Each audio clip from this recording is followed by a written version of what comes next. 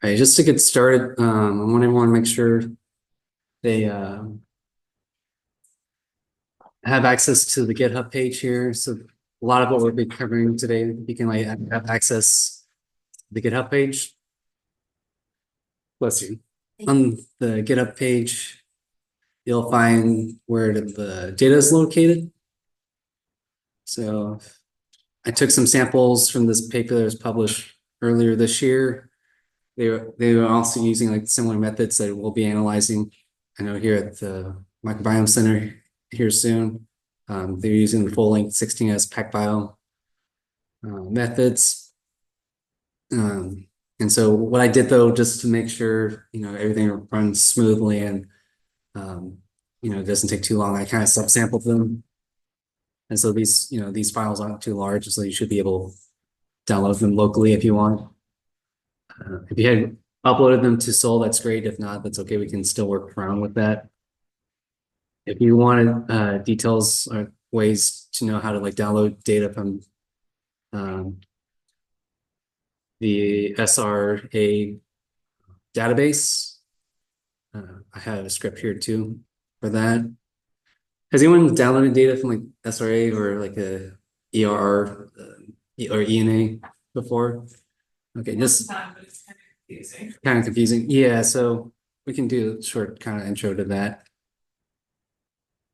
So, I mean, this is really, really important, especially if you want like comparative data for your project. What you want to do is go to NCBI. Now, most projects, when people publish the data, they make it publicly available. They'll have like a project number. So, do we have a project number here? Maybe I don't. But let's say you want to do gut microbiome data.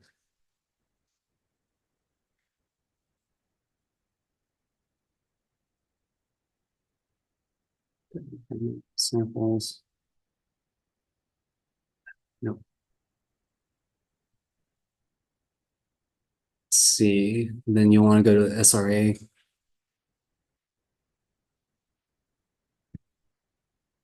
And just to be quick with this, we can like go to the first hit here. You want to go to all runs.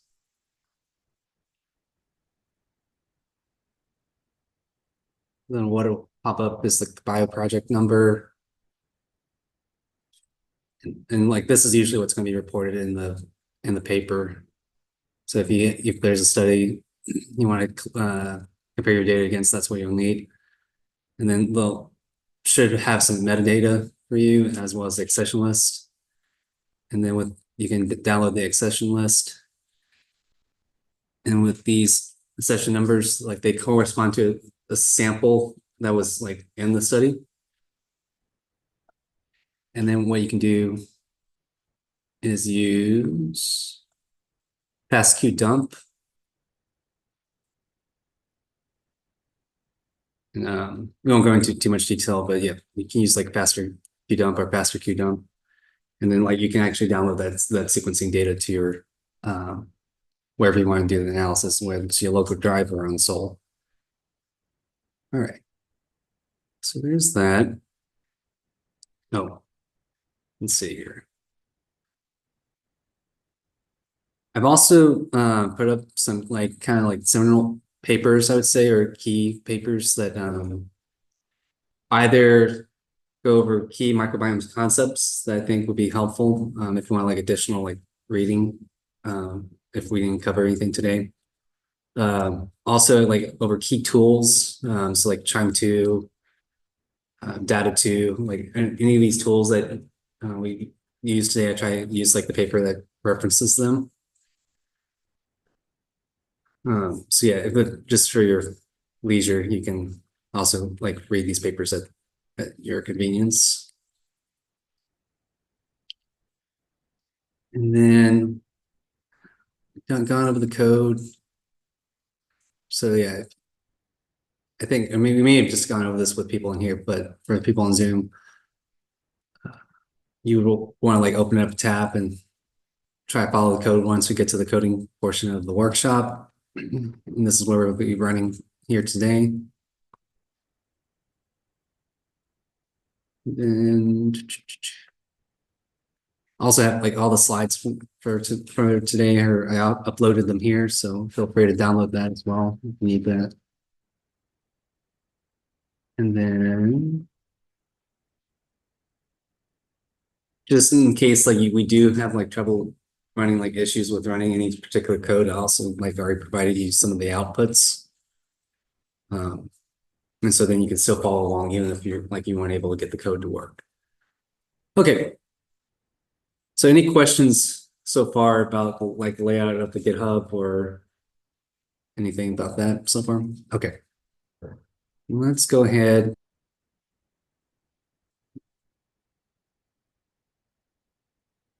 Okay. Hi, everyone. So I know you all know me.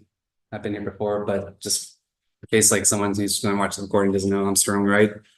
I'm a relatively new postdoc here at Arizona State. I'm working with Corey Wisner and Taiichi Suzuki in their lab. So I wanted to organize this workshop because I know, like talking with Taiichi and some of his students and other people at the Microbiome Center here, that people gain like microbiome data, but they don't necessarily know all the steps that went into it, either like during the bioinformatics part or the data analysis part. So like trying to like just like kind of, you know, describe some of these parts that people may think as a black box at this point. And so maybe, you know some about the tools or pipelines that are available to you, but don't necessarily know what they're doing or like what's going on under the hood. So my goal today is to try and help you address some of those concerns, and then hopefully you'll be more confident once you get your data sets. So this is what I hope to accomplish today. I'm a former high school biology teacher, so I always like try to provide my learning objectives so then students know, by the end of the day what they should know. So from today's workshop, you'll be able to identify key steps in the microbiome study. You'll probably have some familiarity with a lot of the steps, but not necessarily with all of them. For instance, you may have received some data from PacBio, and they have already been processed in some ways, but you're not really sure how we got to that point. For the second learning objective, we want to compare and contrast. You'll be able to compare and contrast bioinformatics tools and techniques used for processing and analyzing microbiome data sets.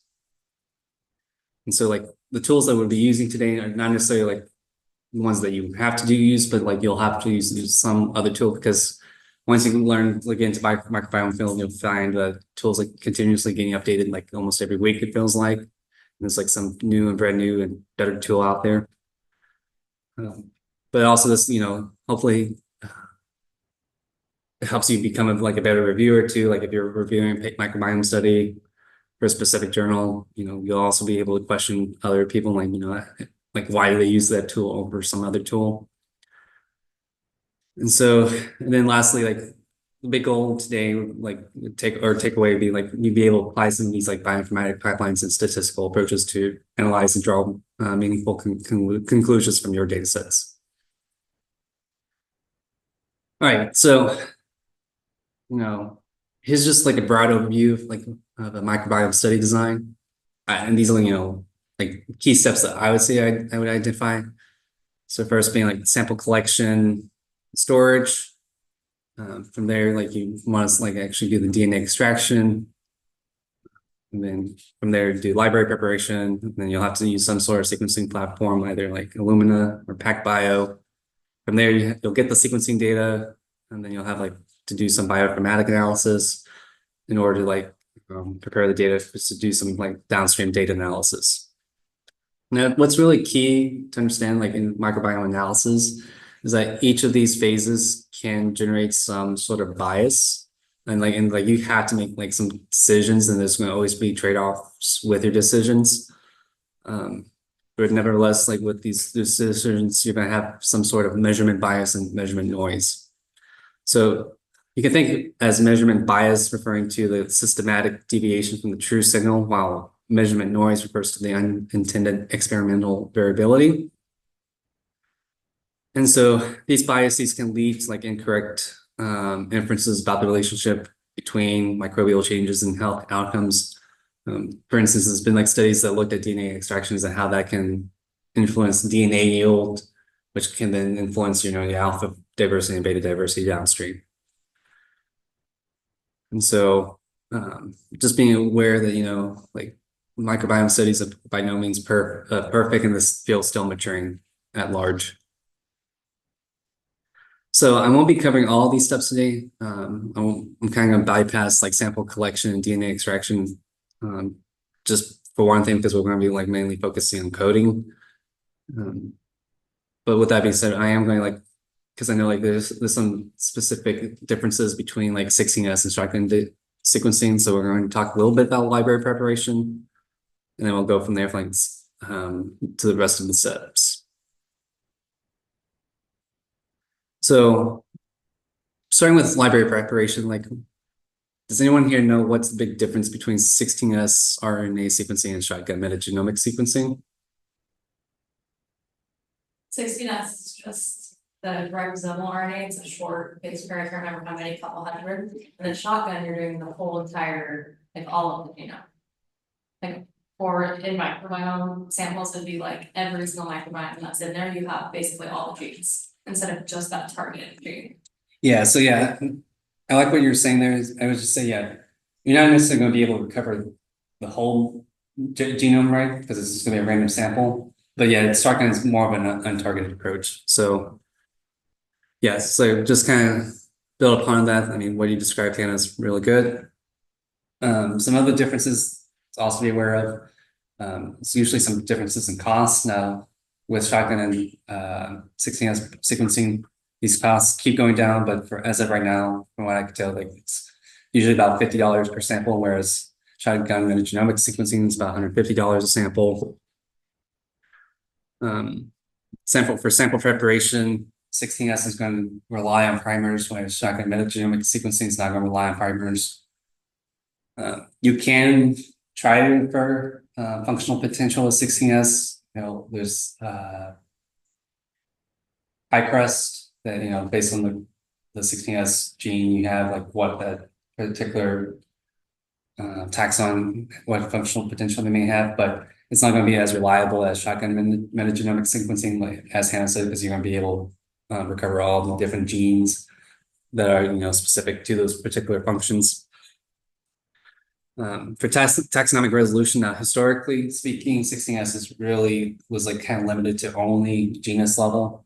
As we're going to see, like with PacBio, you're going to be able to get much higher resolution at the species and strain level. But I would still say that with shotgun metagenomic sequencing, it's going to still provide you a much higher resolution for identifying particular species and strains. Big difference between these two methods too is that with 16S RNA sequencing, you're just going to be targeting like bacteria and archaea. Now there's like 18S where you can also recover like fungal attacks as well, but with 16S you're going to be mainly just targeting these two types of microbes. Whereas shotgun, you're just randomly sampling all the DNA in the sample, and so it's kind of it's just going to be whatever taxa you can identify. A key difference too to keep in mind between these different data sets is that 16S, the databases are more well established, I would say, and they're like more well curated. So like things like Silva, or databases like Silva, Green Genes, ODP, they've all been like investigated a lot more detail and kind of more standardized than databases for shotgun, where it's kind of just like people just throwing random darts at a wall and whatever microbes they keep include or exclude. Now, pipelines or tools like Kraken-2 or Kraken Unique have been kind of approached, and also the rival of the Genome Taxonomic Database or GTDB. They have also kind of helped refine some of the standardization, but I would still say that it's a revolving door. And then lastly, and this kind of goes into what we already been discussing, is that 16S sequencing requires an a priori, where it's like because you're targeting specific 16S genes, you know, you're going to be limited to recovering only those potential taxon that you have primers for. Whereas shotgun sequencing, you don't require a priority because it's going to be an untargeted approach. All right. Any questions about differences between these two methodologies?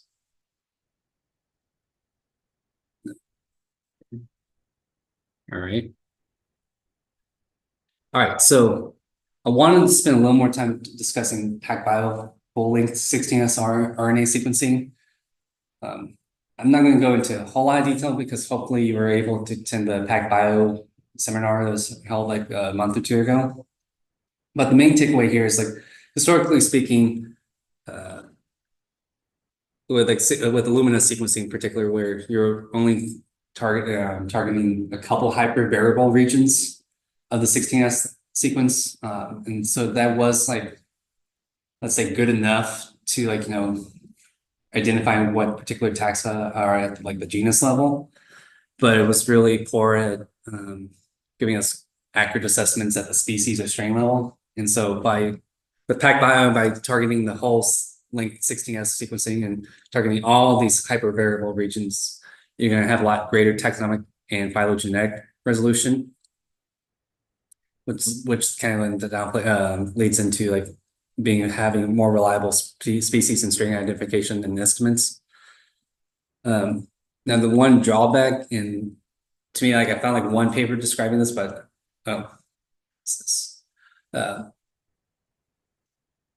with this like full length 16S, because like each base pair is like longer, it may have like a little more lower throughput than short read sequences, where because it's like the machine can only read so many sequences at a time.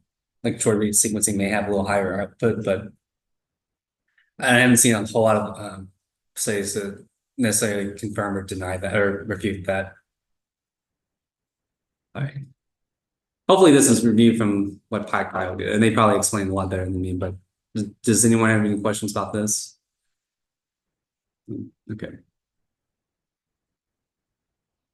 So I know, like talking to Kim, that it seems like a lot of people, when they like submit sequencing for PacBio, that they get their data sets from PacBio and they already have like a biome table to like kind of work with, and how that what's going on to get to that is using this like next flow pipeline.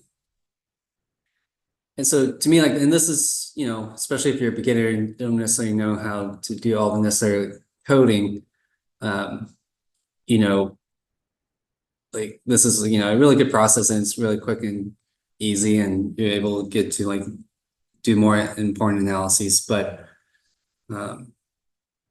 so like I want to say there's like nothing wrong with this necessarily, but then it's, you know, you can necessarily like optimize like your data set because it's just using these standard or standardized procedures that PacBio is using. And so that's something I kind of like wanted to like explore. That's something why I want to like put this workshop together, because then I want everyone to understand, like, you know, there's always trade-offs at every step. You can always like, you know, tweak every parameter for every step of the pipeline, and that can have some impact on what your output is. And so like, I just want to make sure everyone's like aware of that, and like, you know, you do due diligence and see like, you know, can you actually improve your results by working with the data set yourself? I think when we got sequencing data from the U of A core, Mhm. they ran the pipeline for us, but I just got data from the TGen PacBio from our core here, and it was just a file, so we had to run the next flow pipeline. Okay. Yeah. Which was kind of helpful, because then you can see everything that you can edit based on like the GitHub page that they have. Right. And so like for those, then you're working with the FASTQ files. Yeah. And then like went from there. And they're all sets. Nice. Yeah. Nice. Yeah, and it's, I mean, by no means am I an expert, but it's just like, do you know like which database y'all are using in that analysis? Or They use 3. The GTDB, I can't remember them all. Oh, the RDP. Yeah. And the I think they also have Silva in there too. Yeah. In the next flow one, yeah. Yeah. And so like, to me though, it's like with the arrival of like the Green Genes 2 database that came out earlier this year, it's like that's something I'm working with Taichi was like which ones, how do those kind of compare? Because I know like the Green Genes 2 that database kind of also like all has like the GTDB in it, but they've also done like some different like classifications that the next flow is not necessarily using, and so I don't know. So yeah, it's just to me like that's what's kind of interesting is like um how do those different steps and how do those different processes impact, like are you missing out on taxa? Are are you getting more false positives, more false negatives?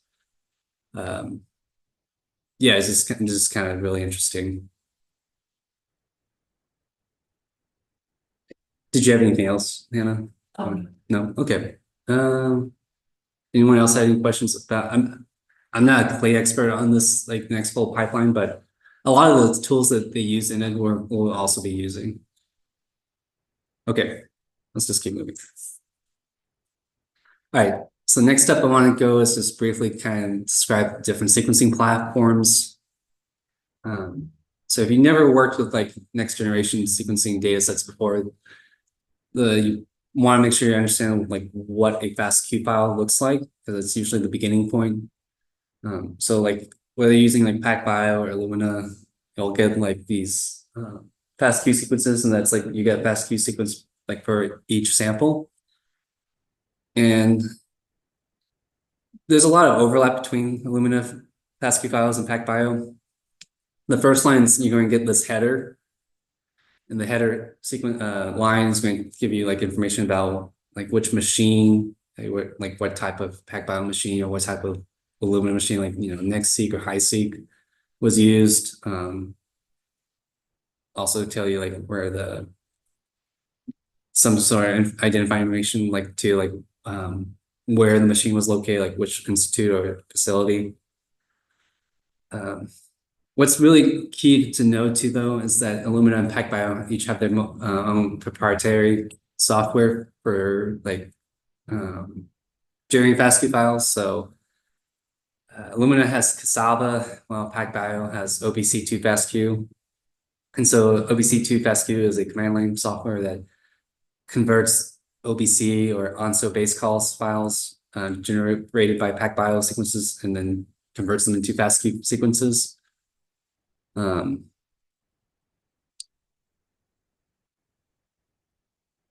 so then next thing you know is like usually in the second line for both Illumina and PacBio FASTQ files is the sequence. So second line is where you're going to see the A's, G's, C's, and T's. Then the third line is where you're going to see the separator for each type of file. And the fourth line is where you'll see the quality base scores, and you'll just see like random like symbols, let's say. It could be like numbers, letters, random characters, and those are just going to correspond to like a quality score, like how confident the machine was in calling that base. And so yeah, so and these, I provided you like the FASTQ files today, so just understand that this is like what the structure is when we look inside them. All right, so you have FASTQ files, but what do you actually do with them? So this is where you can take many different turns and approaches. So one of the tools that I usually use just kind of like check the quality of my FASTQ files is FASTQ-C, aptly named because it stands for FASTQ, like quality control. What's really nice about FASTQ-C, it runs pretty quickly. It also provide you like a detailed report of key metrics to evaluate the quality of your raw sequencing reads, including per base quality scores. It also can tell you whether the GC content in your FASTQ files are kind of like skewed one way or another. Also can tell you the sequence length distribution. So like, are the sequence lengths, within the range that you would expect, or are a lot of them too short or a lot of them too long? And so it really helps us understanding that, ensures us like, the sequencing data is of sufficient quality. Can also help us identify whether there's like particular adaptive contamination or whether just like particular samples had they were low quality, and then also didn't be able to identify these potential biases or artifacts. Yep, Nalene? What does the GC content tell you? So These first or? yeah, so like it's going to like look at the overall like number of G's and C's, and so if you have like a let's say like 80% GC content in your like results, that's probably not biological. It's probably something happened during like the PCR stage or some sort of wet lab stage where it's like kind of like skewing those biases. And so like you would be concerned if that happened, right? So yeah, like GC content is like kind of just a good way to make sure like, just based on randomness, right? It shouldn't be like 80 versus 20% like A's and T's, but I don't know. Corey, do you have like a better example of why you would may see like a skewed GC content or? No, not really, but you're interested in like identifying codes for transcription and regulation sites in a genome, though you often have like GC islands between them, or it's just nonsensical. So Yeah. where to go. So I would hope that the algorithms are smart enough to account for if those would appear. But potentially, I mean, Yeah. 16, that's probably not, but. Yeah, that's what I was gonna say. It could, I guess, like, because it may be only recovering those particular regions, right? So then you're not gonna be able to see anything else. Yeah. Um, But it could also maybe be assessing where they're located. So is it just like Mhm. random one-offs that come in like small clusters? Because the islands are usually pretty pretty large. easily long. Mhm. So yeah, I wouldn't say that's like a hard rule or anything. Is this be like, you probably would want to expect like GC content fall within the range of 40 to 60% is like usually what I see. But then if like if it's outside that range, you want to make sure there's like no like technical artifact that could be just like skewing it one way or another. That's a good question, Emily. Any other questions about what you may be wanting to look for in like a FastQC report? All right. Keep moving then. Okay, another tool that we'll be using today, and I think will hopefully be useful for you, is CKit. So CKit is a highly versatile and high performance command line tool that's really good for handling and manipulating sequencing data. Has a broad range of functions. Like I mentioned earlier, we used it to subsample the FASTQ files. Today, it can also like remove duplicate sequences in your file. It can also calculate basic statistics such as like GC content as well. And so like compared to other tools and like what I'm showing here in this figure, if you can see over here, like it works a lot faster than other tools. And so it makes it like more highly efficient, but it also can like do a lot of different functions as well compared to others. Again, like, so let's say, you want to make sure you don't have like, especially if you're doing shotgun metagenomic sequence, you don't want like PCR product to be like kind of like biasing the results for particular samples. So you probably want to remove all those like sequence duplicates if you had them, so that this is where like CKit can be really useful in helping address that concern. Good. All right, so Chime 2 is, if you haven't heard of, is a like really widely used microbiome tool. People have a lot of different opinions about it. Some people love it, some people hate it. For me, it's a good like starter kit, I would say, for people like just getting into microbiome analysis, where if you don't have a whole lot of coding experience, it has a lot of useful commands that you can like just use and it'll give you output pretty easily. For instance, it can carry out many processes, including the demultiplexing stage, denoising, taxonomic profiling, diversity analysis, statistical analysis, data visualizations, and extensibility. And so why use it? Again, it's pretty comprehensive. It can basically, you can do all your analyses from like processing the raw data to like generating data visualizations.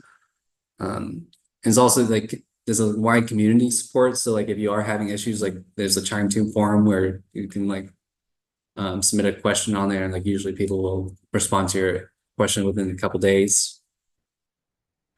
Like while we're going to be using Chime2, I do want to just mention that there are other tools here that you can potentially use. So there's also PhyloSeq and Vegan. I mean, personally, I like PhyloSeq. Vegan has some nice options as well, but both of these are more like R-based packages for microbiome analysis. And so like if you don't have a whole lot of R coding experience, they may be a little more challenging to use. But what I will say, like most people, especially if you're thinking about like high profile microbiome analysis, you probably would want to use one of these just because the figures could be a little nicer. And you have a little more flexibility in like manipulating how the figure looks like as well. I would also say, yeah, just to add on to that, like the PhyloSeq community is like growing too. I wouldn't say it's as large as Chime2. But like if you are having trouble like with some PhyloSeq commands, like there's a community help with you on that.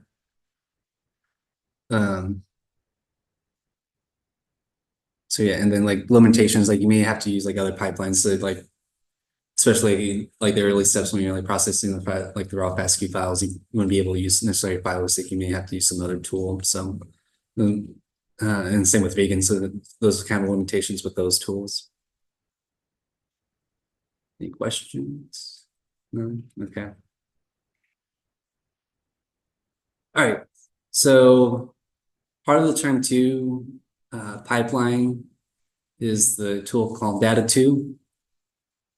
So the Data2 pipeline plays a critical role in pre-processing 16S rRNA sequencing data, which prepares it for taxonomic profiling.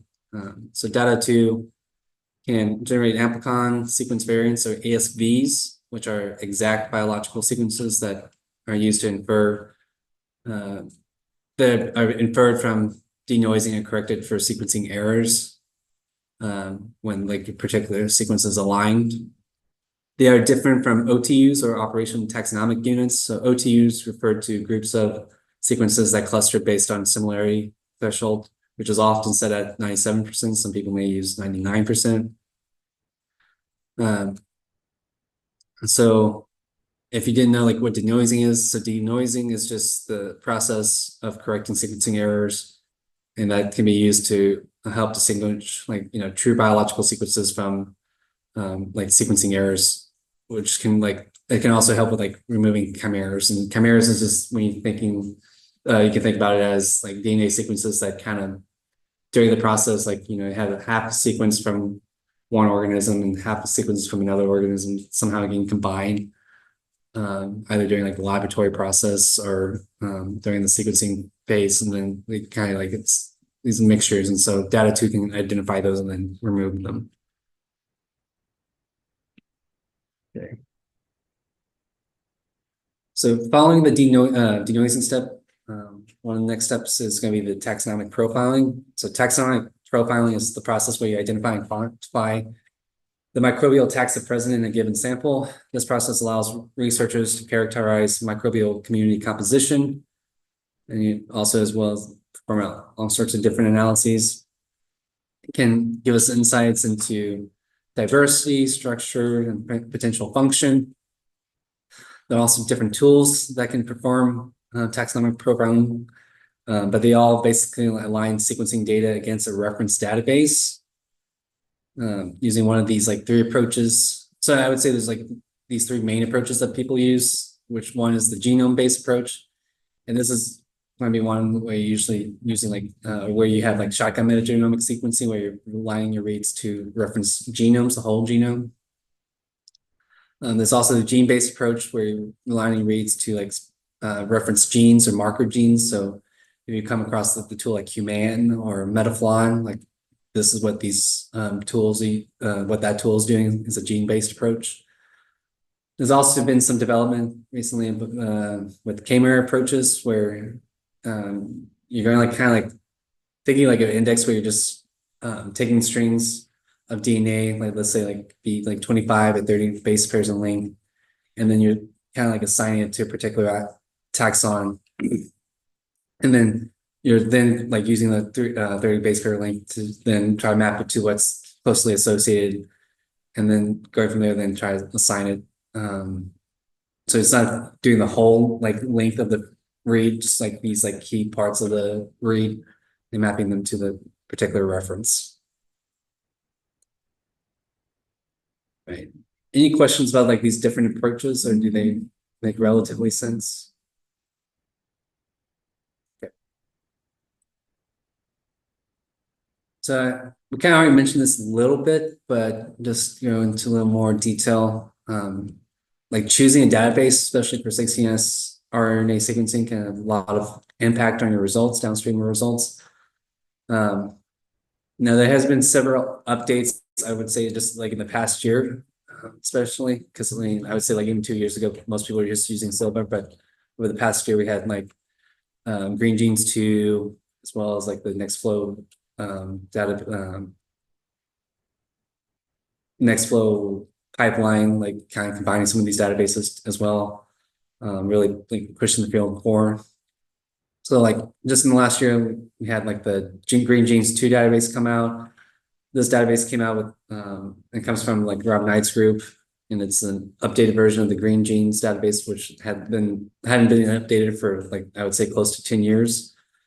With this updated database, it includes full length 16S rRNA sequences, and since like if we're using a PacBio, that's like really good for us. And this database incorporates references from other databases as well, which I have them listed here. And so to be brief, it also includes the Silva database. And so the Silva database is a comprehensive database containing both bacterial and archaeal references. Many people use it and can have like considered it to be one of the standards in microbiome research until recently. Green Genes 2 also includes the RDP database, or the ribosomal database project. Its taxonomic assignments are named according to like the Burgess taxonomy and are obtained using like a naive Bayesian classifier. However, it hadn't been updated for years. And then lastly, the genome taxonomy database was designed in mind to like become one of the standards, but it hasn't been necessarily the case. This database was based on like MAGs, or metagenomic assembled genomes, which also includes 16S regions. And it was based on like the taxonomy based on genome phylogeny. However, it contains a lot of high redundancy, and when people have been using it, they often encounter that there's a lot of like false positives, which kind of place their species counts, and then which can lead to errors in their estimates, or in the diversity analyses. So yeah, and that's what I'm kind of just showing here with this paper that came out earlier in this year. They had like this one data set, and they were like kind of comparing what taxonomy were kind of like overlapped and which ones were distinct among these databases. And you can see there's a lot of different variation. So like, just, like again, like choosing what database you use as a reference can have like a huge impact on what species you're picking up or which species are you missing out on. Wait, so that figure is showing one data set compared against all these 5 databases? Yeah. That's the difference? Yeah. The Nextflow pipeline is like, if this one database doesn't identify them, then we check this other one? Yep. So what do you think the downsides of that are? So what's happening, I think, is sometimes the too close and it can't make the call. Yeah. And so then I think it kind of just gets up to a higher taxonomic level, then it's not going to like place in either like species category. And so that's like I know like with the Green Genes 2, they did a lot of this like testing where like, you know, looking at the phylogeny and trying not like get any false positives and false negatives. But yeah, it's like, again, it's just like, it's a lot of it's just trade-offs and like how closely are two taxa together? Like, are they actually different species or are they different strains? Like, or should they just be considered like, the same? Again, it's kind of just, it's a lot of judgment calls.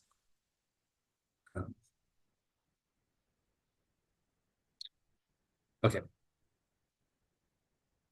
All right. So then the last part is then like, you know, how do I analyze data? And so like, I know like for a lot of you, like when you get like a biome table or results or data from, let's say Nextflow or PacBio, like, you know, where this is the step you're going to be working on. So just to make sure we're on the same page, I've been saying biome table a lot, but what does it actually mean? So biome table refers to the biological observational matrix.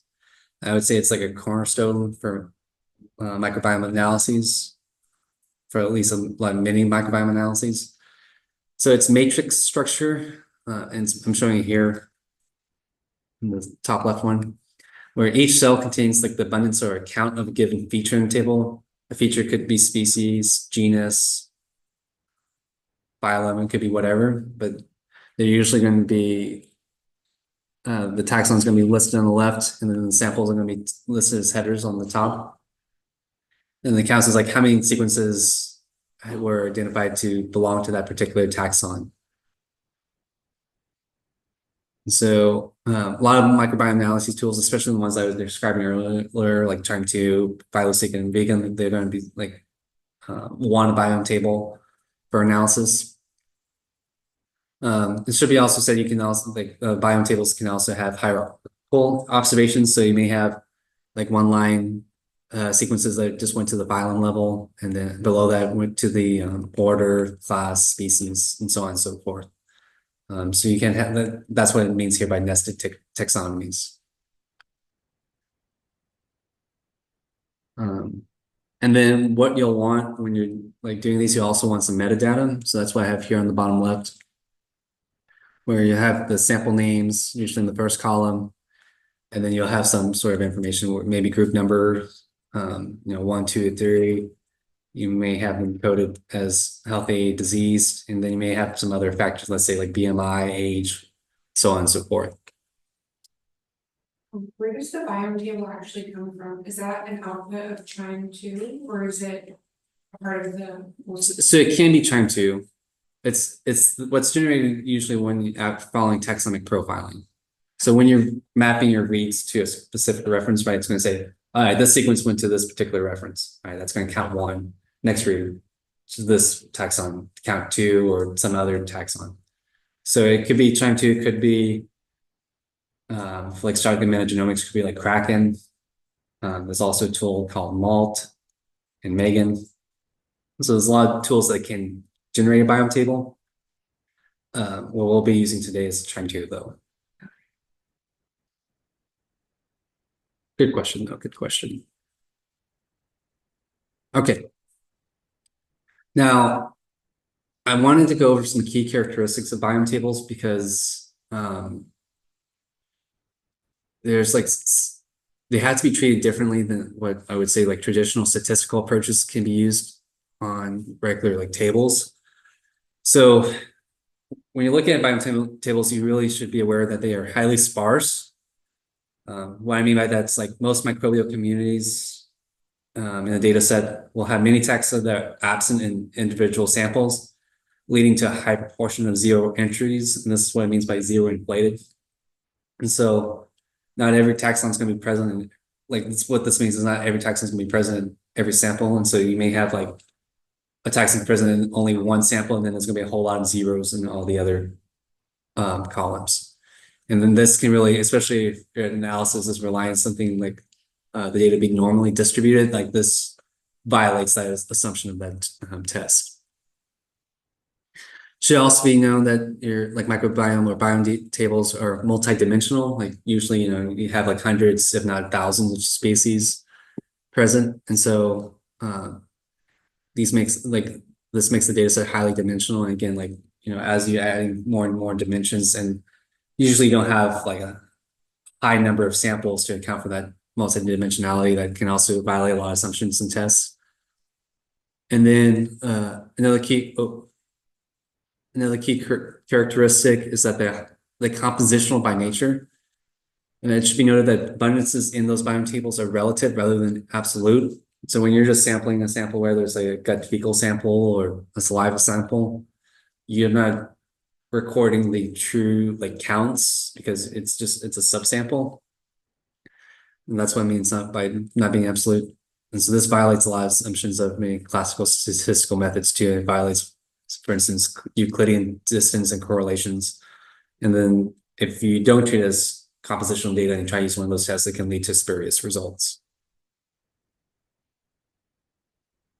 So that's one of the reasons why I wanted to kind of go over Atchison distance.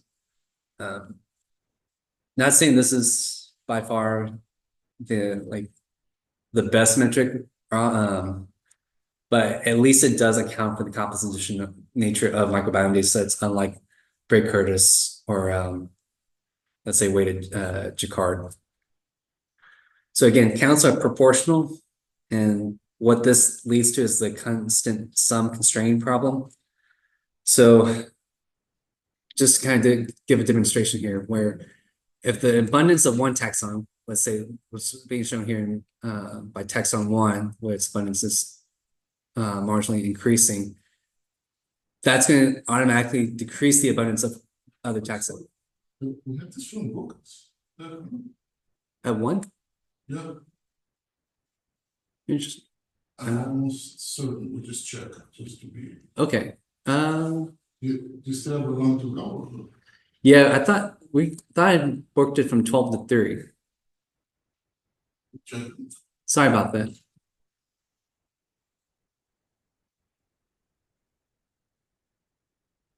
All right. No one has like Emma's contact, do they? There's two in This email. there. Super responsive, we can shoot for a quick email. If one of y'all don't mind doing that, maybe that'll be helpful. Yeah, but that's it. I'm on it. Thank you. All right, we'll keep going until they kick us out. Okay, but yeah, so that's what's being shown in this figure here, is that as the abundance of one taxon goes up, the relative abundance of the others have to go down. And so that's what's being shown here in this corresponding figure, is where the Euclidean distance, it's very spurious, is going up and down. You can see there's some upward trend here, both in Euclidean and Bray-Curtis, because it's kind of following this increased abundance of taxon 1, but overall it's all over the place. And then Jacquard, what we're going to assume here is unweighted Jacquard. It's mainly at 1 as soon as this taxon, because it's just presence absence, and so that's why it's going up to 1 early on, and then it kind of flat lines where it's not changing at all. And so really the only metric that shows like a linear relationship is Atchison's. And it's because it's going relies on log ratio transformations. So you're going to log transform the abundance for each of these taxon. And so it's maintaining that relationship. So even though this taxon 3 is fluctuating a little bit, it's still like not having a huge impact on the relationship between the taxon. And so like that's why I would argue that like Atchison distance is more reliable for doing sort of beta diversity or ordination or statistical testing. So any questions on Atchison distance or any of these metrics? Most papers for microbiome, then Sorry. why don't you see Atchison more frequently than in microbiome papers? It's a good question, because I was talking to Taichi about this, where like in my field it's like kind of standard now, where like people like reviewers say like if you don't use it then it's like just going rejected. So yeah, like, but then Taichi was saying like, yeah, he's seeing more and more people like saying like, yeah, you have to kind of use this metric, and they're not going to accept like Greg Curtis or Euclidean. So I'm not really sure why it's like, By the fact that a lot of people learned in China and they don't really even like talk about that in any of the tutorials. I think that may be part of it too, because so especially at Penn State where the microbiome center there is led by a lot of like soil ecologists, and so they're kind of more attuned to these like ecology theories and methods, and that's why like most people there like are relying on this metric, whereas maybe others who are not coming from that same frame of reference are not aware of these like biases. But yeah, like when Taichi's like showing me like papers that published like within the last couple of years, they're just trying like Bray Curtis. I was like, interesting. There's still a lot of people using those. Wait, so you were saying that soil ecologists use Bray Curtis? No, Atchison, but no, Okay. yeah, because they're more aware of these like compositional like biases, and so like especially in their field, I'm not an expert in their field, but like what people when I was there told me that they're yeah like most people are requiring that you have to use Atchison's. What does it take into account then? So like, Jacquard is, Jacquard here is his presence absence. yeah, and Bray Curtis includes abundance. Yeah, so it's tied to abundance. So and since they're not like log transformed, like again, if you just change the abundance of one taxon, it's going to automatically decrease or increase the others. Whereas Atchison's, because you're using log transform, those relationships are not going to be impacted as much. But it's log transformation of the abundance. Right. Okay. Right. I found a resource that kind of differentiated between two different types of Atchison distance, where one is like an absolute count, and then the other is doing the Euclidean distance based on the CLR transform abundances. So are those just like used interchangeably when you refer to Atchison, or So is that there? you can like there's different ways to log transform. So you could do the CLR. There's also it's like an additive log transformation. And also I can't remember what there's like ILR. So there's different ways to like log transform, and also like I forget what it is. Was it like total sum TSS? Is that the other one you were mentioning, or? The other one that I saw was it was referring to just absolute counts and calling it Atchison distance. Okay. Yeah, I'm not entirely sure about that one. And I do think they sometimes try to they'll manipulate the data in a different way where it's like they call it TSS, but I can't remember what it stands for right now. But yeah, the main takeaway from like and this I guess yeah, maybe this answers your question. There's different ways to calculate Atchison distance. The main step though to get to Atchison distance is that you have to log transform the counts before doing any distance matrix, calculating distance matrix. As long as you're doing those log ratio transformations, you're basically saying like this data set is compositional, and you're not treating those counts as absolute. So yeah, I'm not sure. I would have to like look at the papers to see when they're talking about absolute counts in Atchison. Maybe they had like a qPCR step or something to add to it, but It's just like an online resource that's comparing a bunch of the different types of beta diversity metrics you can look at. And okay. it has like a few different explanations of like different types of. Okay. I'll have to send me that because I'm kind of curious on what they're doing there. Okay. But no, that sounds pretty interesting. This metric tells you also abundances, right? Like the relative abundance distance. So it's not so you're transforming those relative abundances. So you're not like you're stepping away from the relative abundances, and they're gonna be like ratios, center log ratios. Okay. Yeah. But like the Jakarta's presence and absence of it. Yeah, so it's like when you're using Jacquard, basically what's going to do to the table, so you're gonna say like 1 or 0. It's gonna say, is this taxon present? Like if it has any number other than 0, it says like 1, so it's present. And then it's gonna create a distance matrix, say like then how close, like how similar the two samples are based on the presence and absence of different taxa. And I should Mhm. log transforms those numbers. Yeah. Yep. Yeah, and so yeah, so instead of having like counts, like let's say like 100, 500, whatever, it's gonna like log transform those abundances per sample, and then it's gonna compare those across the different samples to create the distance matrix.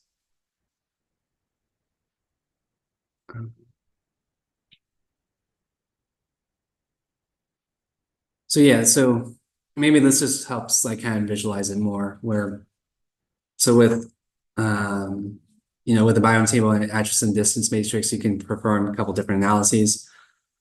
A very, I would say, pretty common visualization people do with like an Atchison distance matrix or a distance matrix in general will create a PCOA, which stands for a principal coordinates analysis. And so PCOA, it's an ordination technique that kind of like constrains like the multi-dimensions of your data into like PCO1 and PCO2. So like which coordinates are explaining most of the variation. And then based on those, like give you like idea in space, like how closely or how similar or dissimilar to microbial communities are between samples.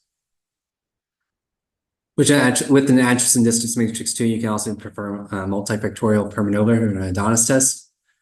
And so this test allows you to actually test whether different factors are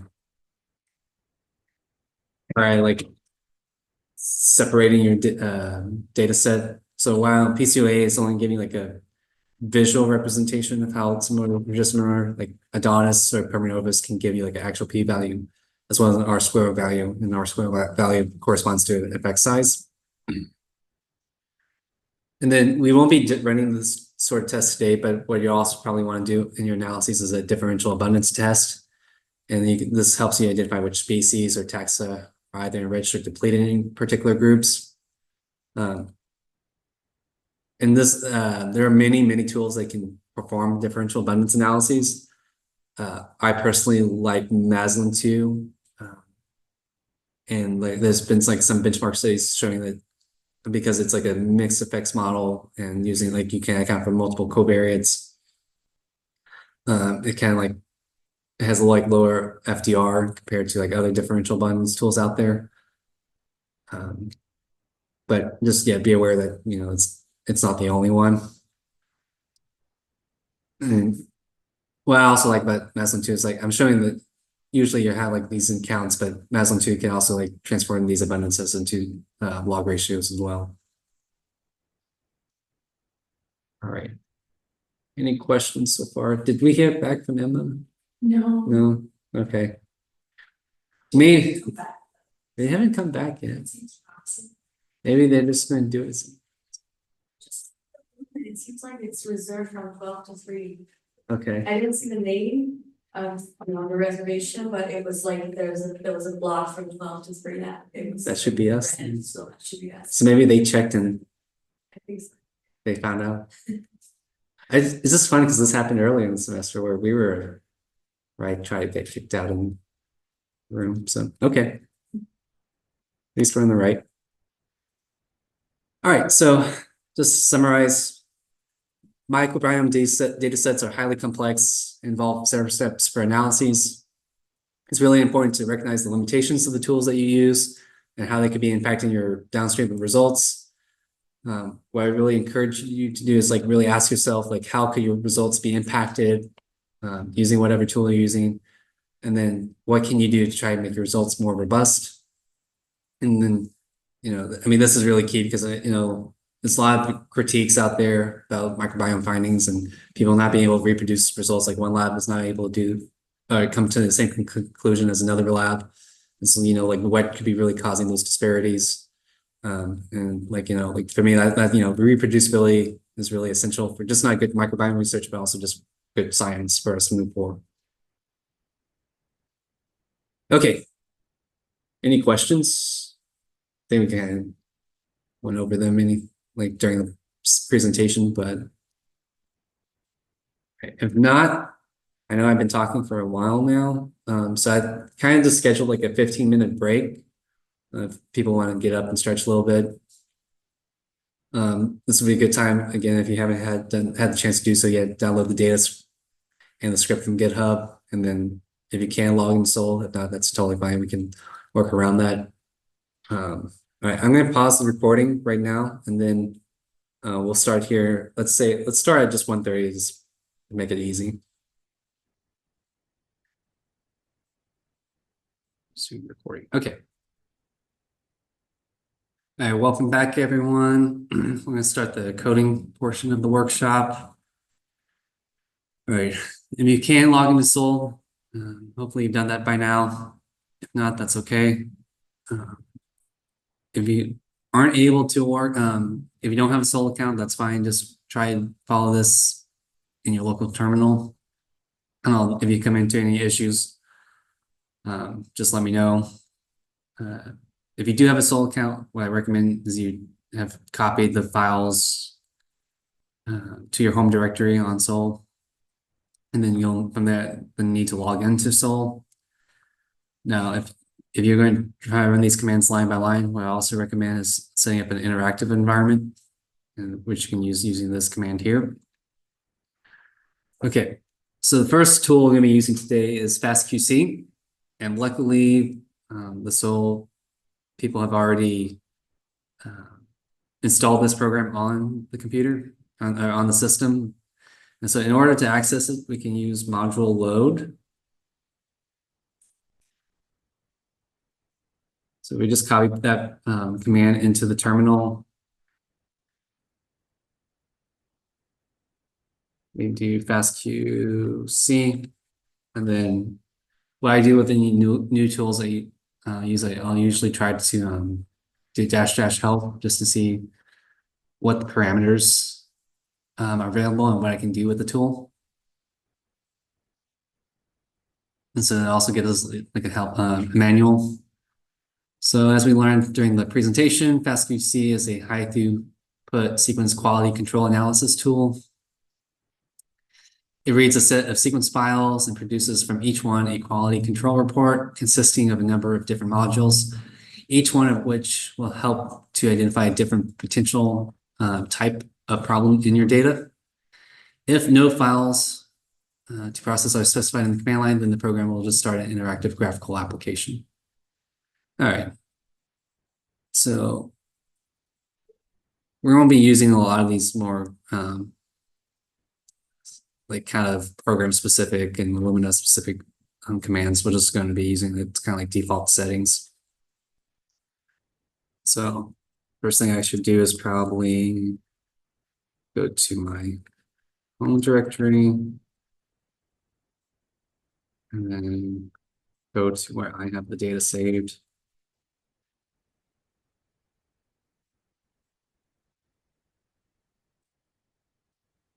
Right. So hopefully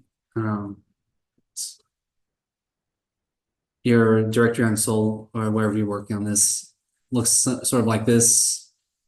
Don't worry about these over here. These Slurm scripts, we'll get to those later, but hopefully you at least have these FastQ files. All right.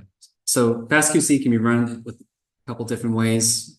One way is just on a per sample basis. So what we can do is FastQC. See, let's just do one sample. And then just do the sample name. And it'll already just go ahead and start the analysis. So now if I did ls, you'll see I have an HTML file as well as a zip file. What we want is the HTML file.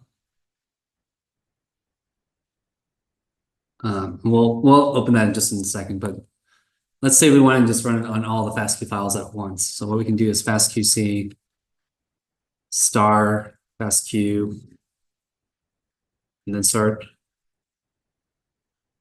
So does everyone know what the star does, like in commands? Everything.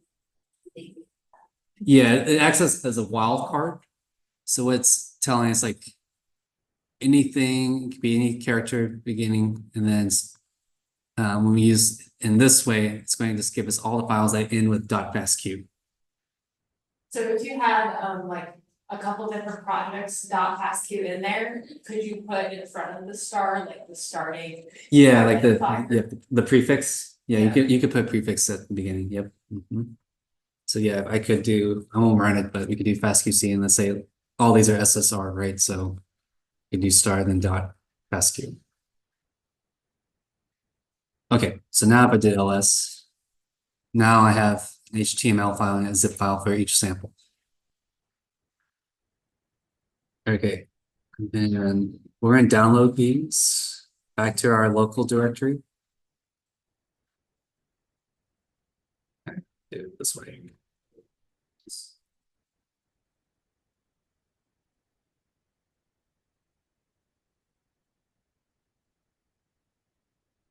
Okay, so this should be fine. To download something back from the cluster to your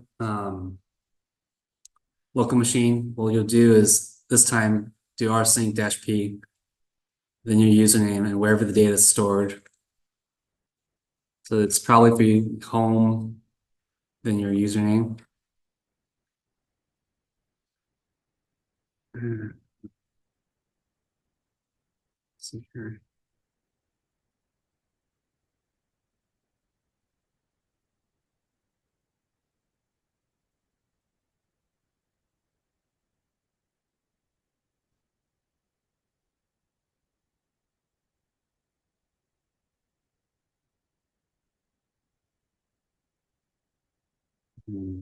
HTML.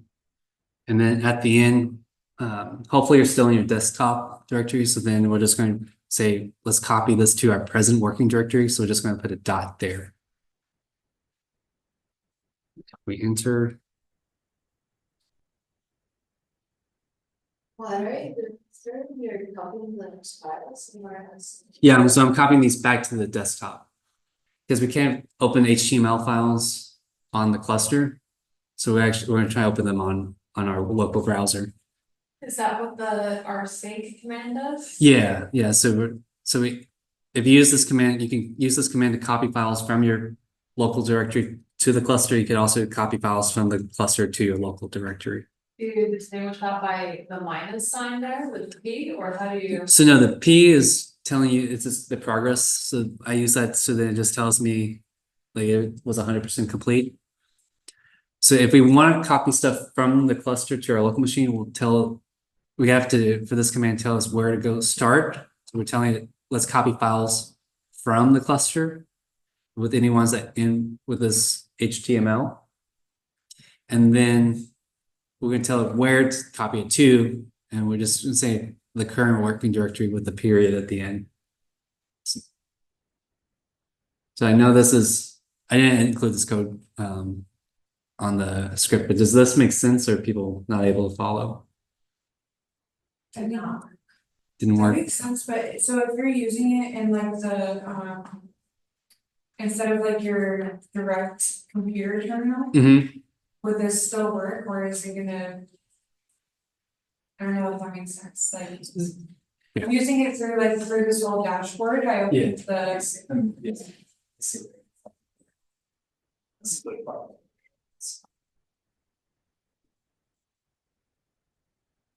Okay, two levels. Okay, yeah. That's like. Oh, okay, so sorry, so you need to open a different terminal and be on your local machine Okay, and then run that code. okay, I see. Also you'll need right in the middle of the meeting, so yeah. for this. Oh, okay, that's cool.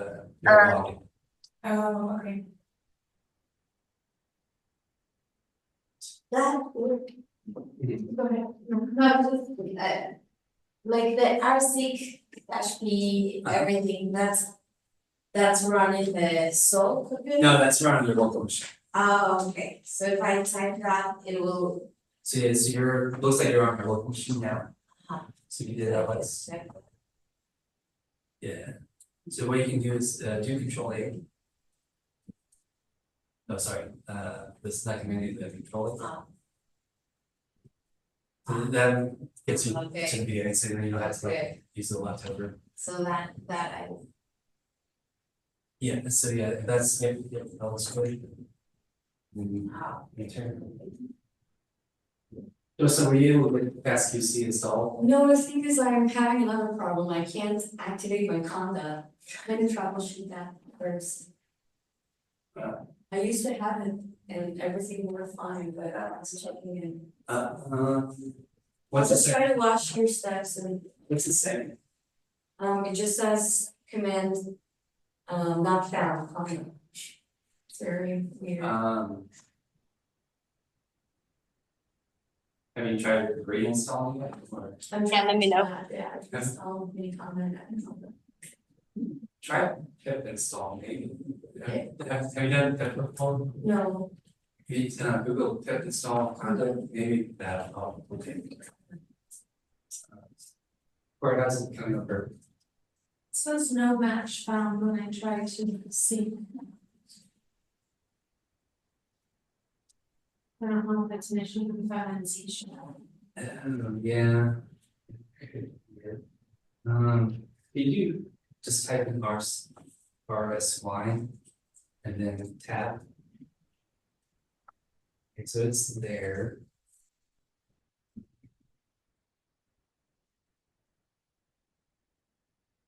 I know when that switched to the Z shell, that causing a lot of issues. Yeah, Trying to put it done. try to remember how to. So I used to have to do like It's a kind of. percent something bash. Yeah, I'm trying to remember what that was. I don't remember off the top of my head at the moment. Have you run it before though? This, no. Or no, and the bash, Yes. okay, delete that part. Do history. Sorry, history then pipe. So sorry, the vertical line. Yeah, right, delete. Yeah, and then you do grip, so GREP. Space. New bash. I guess it's been a while since we ran that. That's okay, I was hoping it was still there. It's okay. Okay, I'm pretty sure I typed it right, so I just have to figure that out. I think that's why I ended up having to switch to, what, Jupyter Notebook, yeah, so then I could just run all of it. it's a little easier, yeah. Okay, I think there is a way to get a bash terminal, but I never looked into it. we'll figure that out, but I mean, like, you have the files, like the best QC command worked, okay, and then you can just see how it was. I mean, worst case scenario, I could go to the beauty. And that's- Stir it up. Yeah. I was on your terminal, on your map. This is your ZZ shell. I followed it on, yeah, it was the exact same, the history, like that bash, I don't know, I was like, Yes. but. Yeah, mine's also Z shell. Okay, that's okay. And so that ours didn't work for you either. Right. But I'll never do this. Yeah, this is at the end of that. Yeah, I know. So that means I do have. My last next stuff. bash. No, no, Everything it was just like needs to be beautiful, right. it worked Can you great all the use time, it? and then ever since the upgrade to. Monterey or something, we have Z shell and it has all sorts of problems. I think I have directions to switch back to bash from June, so Yes, it's okay. my data science class, I have the directions. Usually. Discover. And There you go, yeah. mine started like freaking out and being like, no, Oh, this really? is not supported anymore, and it's like, I don't care, I do it anyways. Have you been doing this in your journal all the time? All of this? Yeah, I was using the, doing it supercomputer shell. Isn't that the problem? Oh, yeah, that works. Yeah. But it's just When doesn't you- do the browser. I was just through the browser, it's the same thing. I think so. You can switch between someone on the browser and here, and then my MacBook, the terminal open. It's like It may have connected separately, you may have to like re-log in on your Mac terminal, but in theory, I lost the directions to do it on my Mac terminal, so I always just use the browser to get in. oh, It's on my Mac terminal, if I do like CD, like or print working directory, I'm on my Mac, and then if I print working directory here, then I did the supercomputer. oh, so I just have two different terminal windows, one for my work, my computer, and one for Soul. Okay, and it's like logs in. Yeah. So I think it would be the same. But you would just have to open up a second terminal window, both of them, so like this is the window I have for Soul, and this is my home computer. Just because I guess it's. And the hard side is that you protect that from the computer phone. The rsync one? Yeah. Yeah, that's where it didn't work. Okay. It worked when I. Oh wait, no, I didn't try it. Keyboard is strangely. And you start. I was gonna try to send something. From my computer. Into Soul, Oh, yeah. but I never did try that one yet, but I bet it won't work. I should be. How did you get this? I'm scared. I wanted the Indian for Spanish, but I repented it like it was too hard, like everything's messed up. And then what's your user?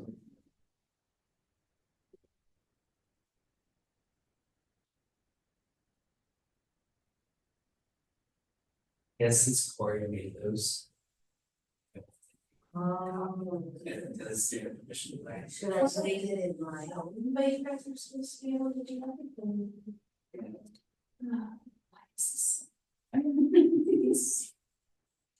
I just need to write a nasty note to the Soul people. I have told you, I am inept, I need you. We had the same problem with Kate. Remember that, Caitlin, where I wasn't able to do anything with your data? But So, then how are we supposed to collaborate from the same file? So if I load all those FASTQ files, Yeah. you're not gonna be able to do anything. yeah. They should be able to fix Should I then download it from there? it. Yeah. I download these already. Let's see. So then she has to make all of her own. What if you do it? It will overwrite my files and then. Yeah, we she'll should- be able to do it. She should be able to just put them in their home directory. From not serious there, but. So did you download the FASTQ files? Mm-mm. No, okay, that's okay. We'll skip this. Yeah, if you want to download them, and then we'll go from there, but But I can still copy things to the, yeah, I would try to avoid them here, I would try to copy them. or can I make a folder with like serious there? It'd be all. Okay, we should, but I think right now, just, to make it work, we want to copy them to your home. Okay. Just, Okay. because it has all this permission denied. Like to do. Okay, I don't we must have read access, we don't have writing or execution. I said that. access. Okay. Okay, Great track, go ahead. there's only one. I think I got it, so I did this thing, Okay, so you have the FASTQ files to your home directory, okay. did you run the I think they FASTQ? might have already been there. So yeah, did you run the FASTQ, okay, so you have these files. Okay, so what you'll want to do is open a new directory, a new terminal, New terminal, okay. yeah. So you have a Mac, right? Yeah, Okay, so click on the terminal, oh, yeah, okay, this, yeah. Okay, so what we're gonna do, we're gonna just copy rsync-p.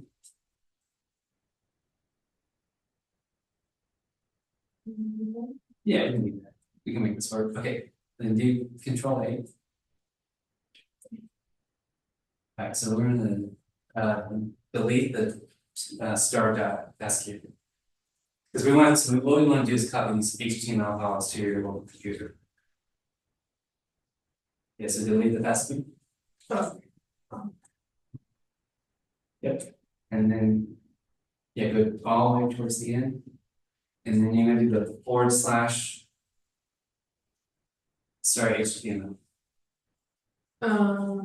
Yes, so you're gonna do star. Oh, sorry. HTML. Space. Dot. Enter.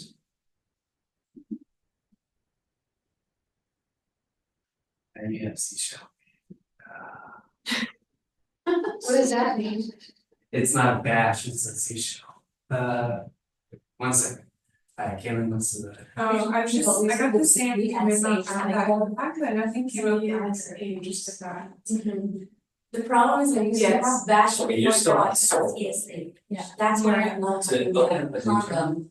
And I don't know, for some reason I updated Do you have? OS. Or Used to have bash and I have C shell. you don't have, So okay, what is but if C you sharp? turn What on is set. a problem because Binary. I think User. it's different in my. If I do, I don't know I how. think the syntax is slightly different on how it works, I don't really understand. Okay. Yeah, it's gonna be a percentage. No.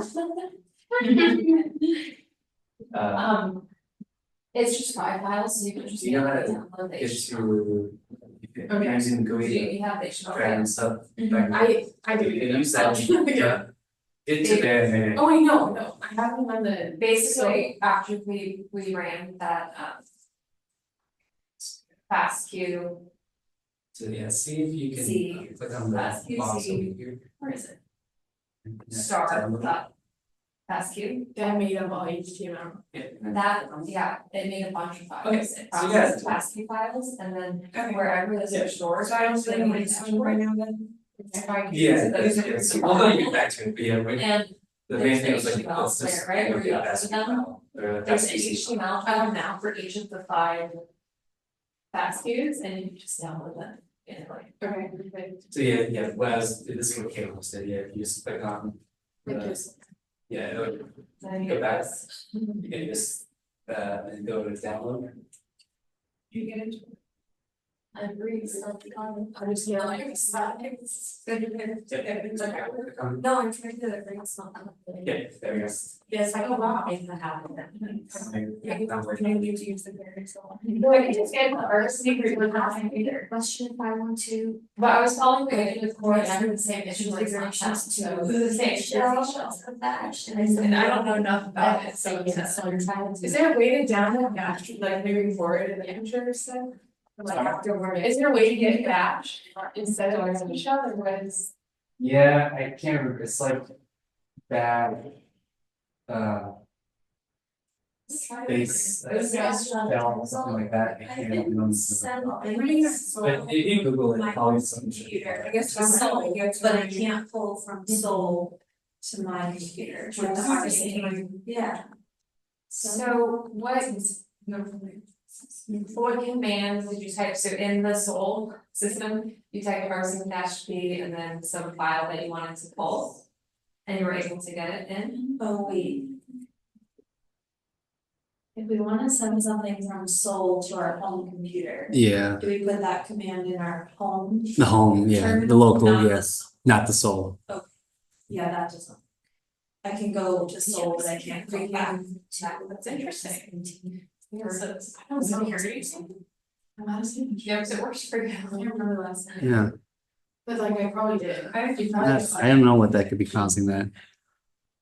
I was able to find my terminal, but I'm not sure like how the, like, do I need to still log in with my ASU login like through my local terminal? Or, Wait, you have a terminal? yeah, I found it. We'll have to find a way I think I can. you know. Oh, no, that's Windows PowerShell. Oh, okay. Yeah, that's Linux commands. Okay. Windows have, so you may want to at some point, Google, you can always email me about this too, I'll try to send you, there's like tutorials on it, but how to set up a Linux subsystem within Windows. Okay. probably this one, Okay. but it's okay now. Yeah, I mean, where you can log in solo, so this is good now. It's like. Bill, I think this was the problem, it says, do you wish to update your shell profile to automatically initialize content? Yeah. Yeah, I said no before, but. That's the way I was going to download and my address. What did you say, no to? It's to. No concept. She doesn't want content, but she wants to run Canada. Something like that, but I don't know. It was asking me to update my shell profile to automatically initialize content, and I said no. Yeah. Don't update, but show me content. Yeah. Okay, I have all the HTMLs now. Did. Cause I don't understand from where it's copying it, Oh, here you have to be. So what was the point of transitioning from our soul to the computer console terminal?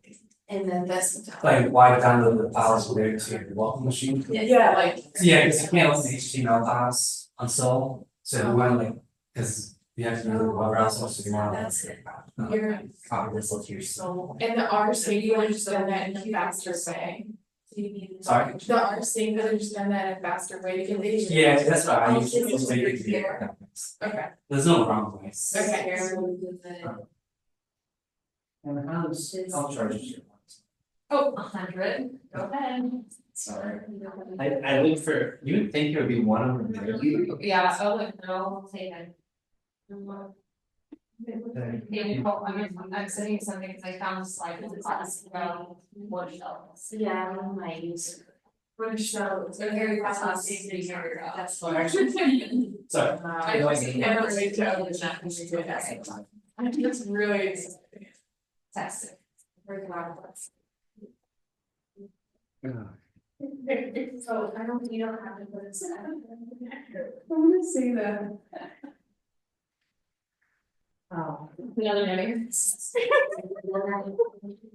Okay, When you really think about it, you say, well, what is that about? so we have any issues? Sorry, but we'll get to them, but hopefully you're able to get some HTML files, hopefully they look like this, so. Again, like this will tell you some like basic statistics. So it'll tell you the file name, conventional base calls. It says Illumina here, but I'm pretty sure it's PacBio, so maybe want to check on that. Also tells you the total sequences, so I did subsample these, so that's just why it's pretty low here. You definitely want a bigger number than that. GC content's 52%, which, you know, probably what we would expect about that. And then sequence lengths 1459 to 1543. So this is what we would probably expect out of like a PacBio output. So what it can do is on per base quality. So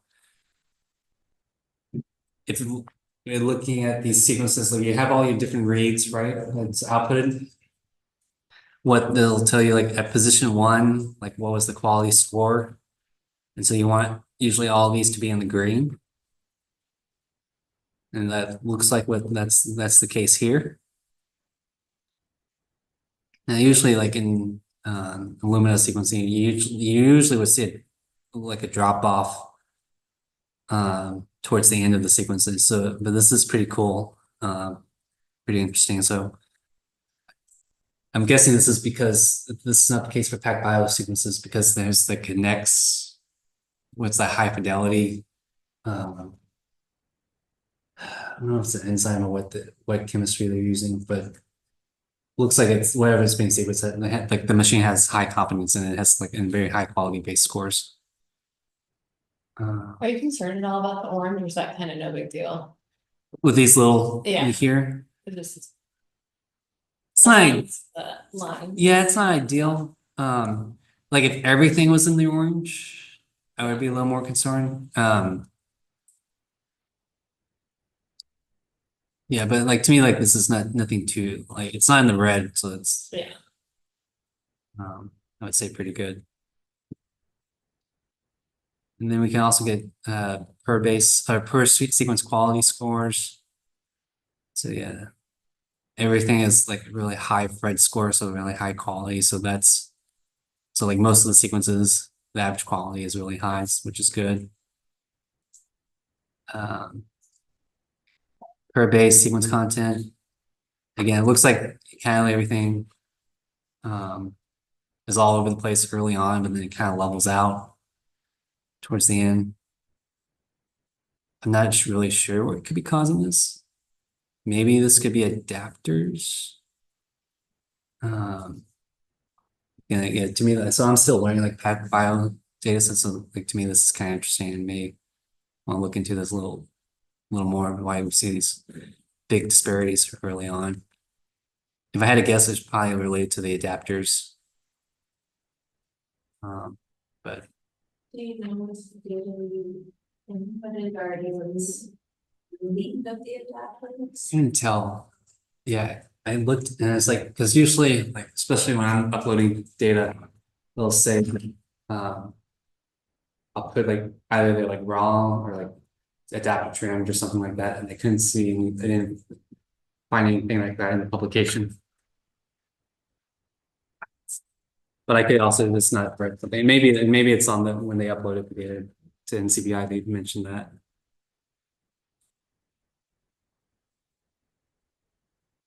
So per sequence GC content seems to be a little off here.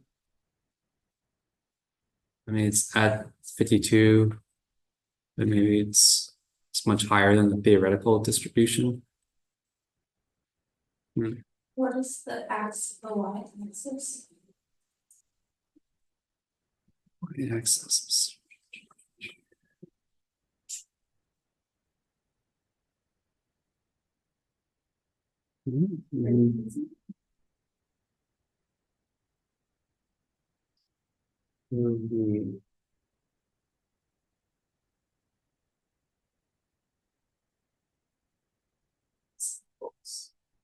Yeah, because that's more samples than we have.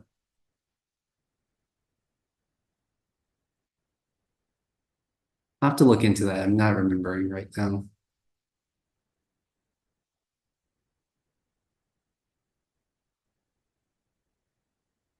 But yeah, like if especially if you saw like something bimodal here, or something like the peak was like at 75 or 80% or 20%, then I would be a little more concerned. But yeah, I'm not really sure what the y-axis corresponds to. But in some way it means that something was higher than what you'd expect theoretically. Yeah, Even like you expect this like normal distribution. And so like I guess like the GC content.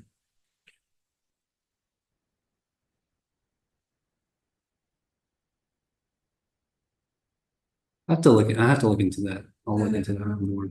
The GC content on the 1005 HTML report is like really exaggerated, like the blue is way at the bottom and then The red the red is goes all the way past 16. 16 even? Okay. Interesting.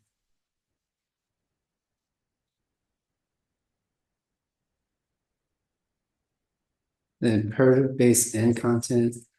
Yeah, I don't think PacBio has ends. So I think that's why it's 0 here. Because I know like it's sometimes like in Illumina sequencing, the machine just couldn't tell, it'll just label it as an N.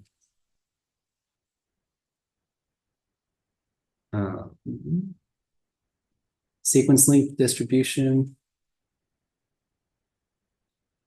It's kind of interesting. So yeah, we would expect most of the sequences, like the sequence length to be around 1500. Let's see, we have some spikes here and other parts.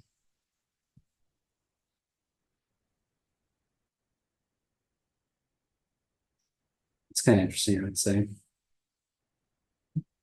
Yeah, just full disclosure, I didn't actually like investigate these like particular samples early on, so like going through this for me is the first time as well, so. Yeah, interesting to see what kind of patterns we're picking up on. Sequence duplication levels. Well, one sequence seems to be duplicated 60 times. Couple at 18, around 18 times, and then kind of drops off, which is good. This is good.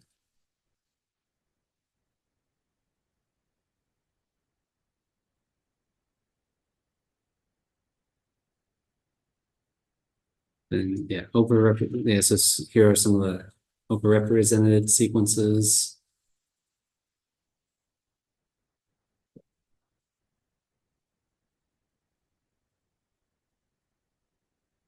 And interesting. No, I don't know what they could be corresponding to, but maybe adapter, like the connects adapter, something like that. I'm not sure.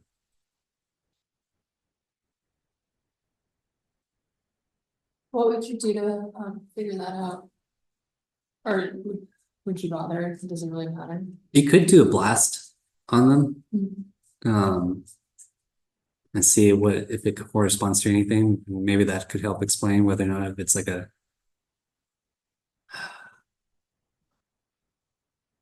part of a specific microbe, or maybe it's part of some like other, maybe just like a chimeric sequence or something like that that's just popping up over and over.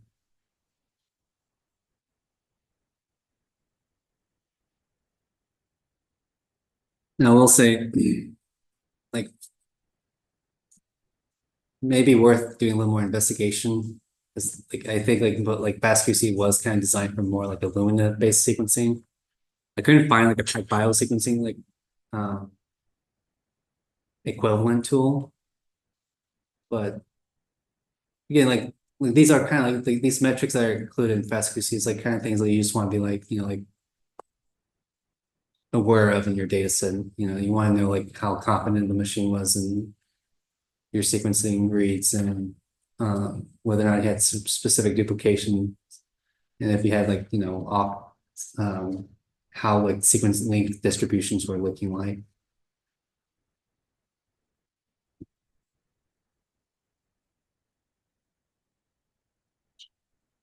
We're gonna check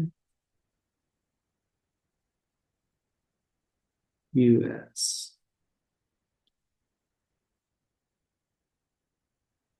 So yeah, I mean, there's not, I wouldn't say like a hard rule of thumb for quality scores. It's kind of your judgment call, I would say. And usually like, like if we only had like very few sequences, or we had like with the data sets I work with, like especially we had, if we looked at the FastQC and like the sequence length reads were like over 100 base pairs long, we would say, because the type of data like samples we were working with, we would say that's like mostly contamination. Then we would be pretty concerned that like most of the sequences in the data set were contamination, not endogenous content. And so yeah, just I would say like knowing your data set and knowing whether or not, is it you're working with low biomass samples, whether or not they're more susceptible to contamination, or like let's say you're using PacBio and you expect the sequencing read lengths to be more closer to 1500, but if most of them are like length of 200, then something wrong with the sequencer could have happened. And so I would say this is kind of like a case by case basis of understanding like what could be like generating the sequencing statistics. And I would say it's like, it's important to also like compare, not just look at one sample, then like kind of compare it across all your samples, if not at least most of them, or do most of them, if not all. Just to see if you pick up any trends and identify any samples that look like they were poorly sequenced, and maybe you may want to consider resequencing them. All right. Any questions on FastQC, or should we go to the next tool? Dorson, did you get Conda installed? Listen to you. Just gonna listen to me. I need to switch my shell. Okay. Cause I'm not seeing the chime environment in my mini conda. I'm sure it is. And if you want to email me later, I have a vague, I'll have to look into my notes, but I know like how to fix that problem. So can chime be on bash but not on the Z shell? Doesn't run well on Z shell. That's the problems I've had, although I did just figure out how to make it run bash, all I had to do was type bash, enter. In the terminal and it switched, and then I could see from. Okay, Oh. maybe it is that simple. You just type in bash, maybe. Yeah, pretty that's simple. I thought it was a couple other. But I just Okay. updated my operating system, so. And I was too afraid to do it, but I was like, I have these great post hocs to help with analyses, so I don't have to find my operating system anymore. I blame it all on the latest update of Mac OS, cause it used to run perfectly before. I know, you have to be terrified to update, because. Yeah. It does say when I put it bash, it said the default interactive shell is now ZSH, update your account, use CHSH minus S, then CSH. So I'll try that. That's it, that's to switch back though, at the top of your terminal, does it say bash? And like the little bar at the very top? Oh, yeah. Yeah, Dash so and that's bash. if you don't go back to Z shell, so you got into bash then. Oh, so yeah, you can just, pretty cool. I just did that. Nice. So then you can do the HTML sync thing. Yeah, and it worked. Nice. I may have not fully put to the next semester. Oh, you're fine. I No, was like, I must figure this out. no, you're good. No, this is good. I will say that's one of the good things about writing most stuff on the cluster, where you can have kind of more control and version control and not worrying about your system getting updated and stuff like that. But Are you using your Jupyter, like, cause this is a Jupyter notebook? Mhm. How do you use that in the? on the cluster, I don't know. I'm thinking there is a way, but that's beyond me even. Okay, So I can't help on that. So what I'm gonna be doing, I'm just gonna be copying and pasting the messages or the commands. Yeah, yep. All right, so yeah, so hopefully you're ready to let's work with CKit. All right. Wake up. Wake up.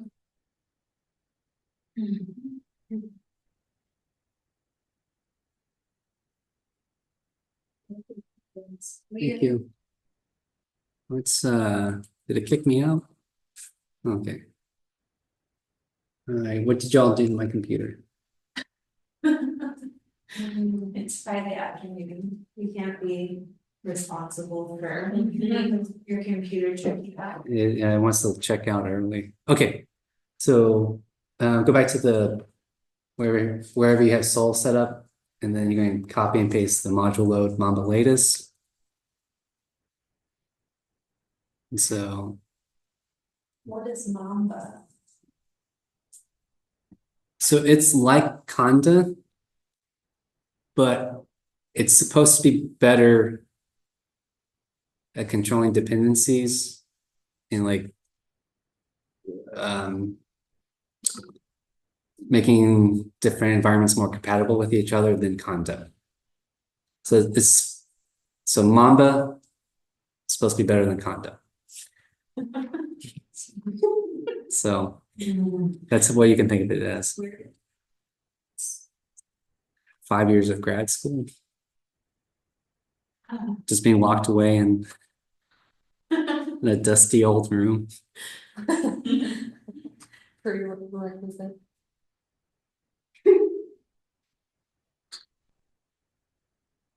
All right, and then what you'll want to do is conda install bioconda CKit.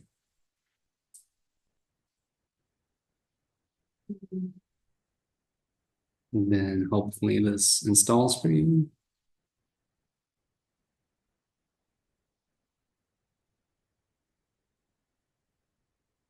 So, but then when I went to use CKit stats, it said CKit command not. Did you activate? Maybe you have to activate the environment.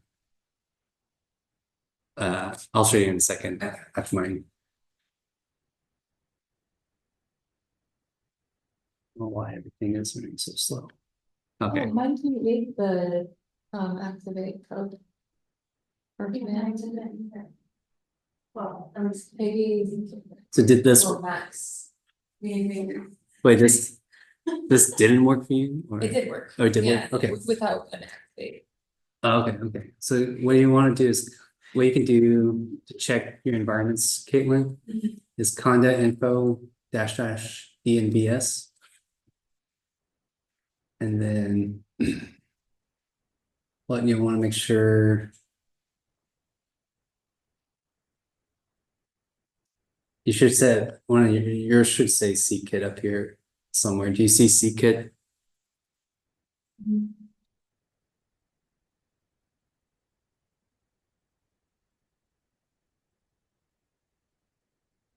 At the top there, does that mean you have all of those environments active? Or all of Not those active, but just available. available? Yeah. So actually I put ckit in a environment I call FASTQ processing. Hmm. So you can do.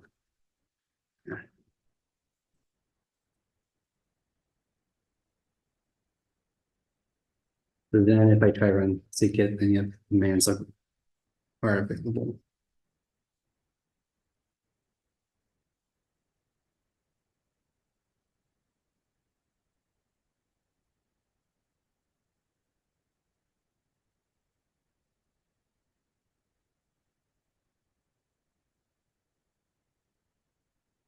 So, okay. Are y'all following along or, okay. So y'all have ckit installed? Where do we install it in our? I would try, it should, so it won't like actually pop up, but I would say try run the command in your home directory. Because then should put that conda environment in your bin. And that's, But in my computer. but yeah, you're in your home, yeah. Yeah, but it's gonna be shown as hidden, so it won't actually pop up with anything. Okay, so can everyone try run the ckit stats command?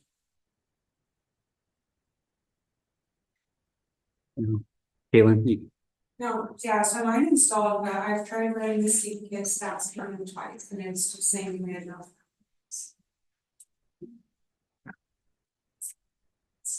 okay,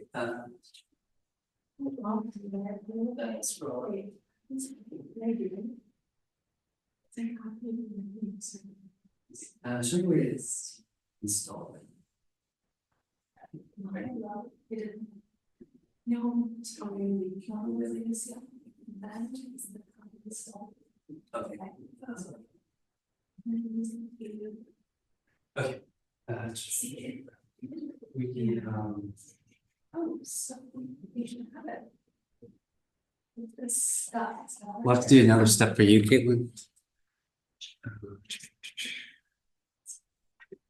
Understand that, and then just that, yes, you have, and you look at it, it's all just, okay.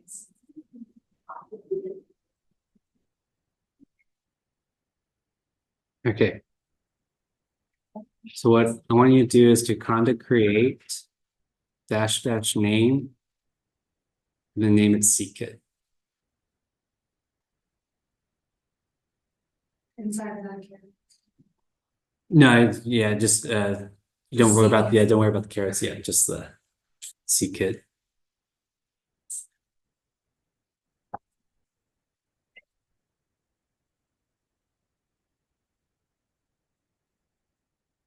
And then I can try the ckit stats.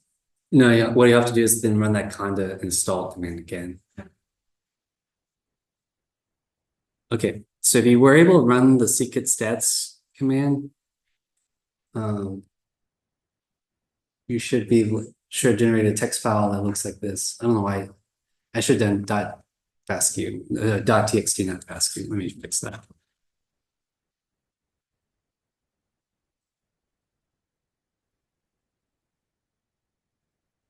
Okay. So what these files generate is, all it tell you is like the name of the file, the name of the sample. And it'll give you format, type, sequences, sum length, min length, average length, max length, the length of the first quartile, the median, then the third quartile, quality scores, average quality, and the GC content. Now, you don't have to do this, but just this will probably make it easier for everyone to visualize. So I'm going to copy this file to my home directory again.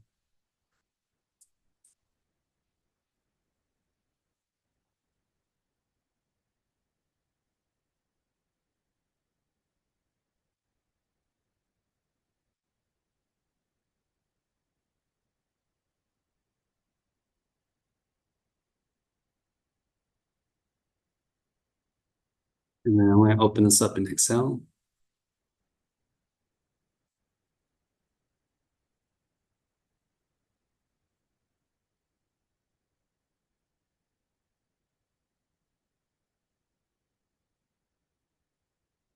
And then text to columns, space. Okay. So hopefully this is a little easier to look at now.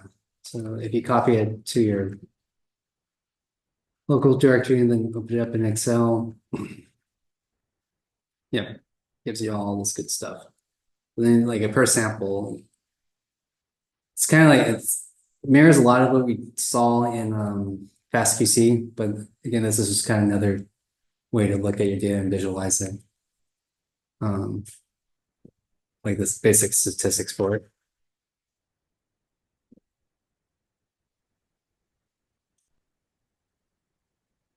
That's the most frustrating thing is when it works for me, but it won't work for anyone else. It's like, Let's talk about something called pluggy. I know that. Wait, it seems like maybe there's a conflict between. Oh, so maybe that. I didn't get conda mode. Conda? Or something like that. so did you try to replace the conda install with Mamba install like this? Yeah, just that, but I didn't change anything about bio. I've seen that. so- Yeah. Okay. So did it look like this or Yes. okay? Yeah, I got those messages and then it looks No, like I you would don't think continue so. and I said. You wanna keep modules there probably, but instead of. Oh. Mob. Oh, the ears and. I was getting. I got killed. Okay. So this is okay. If you're having trouble installing the seq kit, well, what we'll have to do is come back up here and then run this interactive command because it's saying we'll need more memory than we have. And see, we're getting bonus content for this workshop. How did you know that?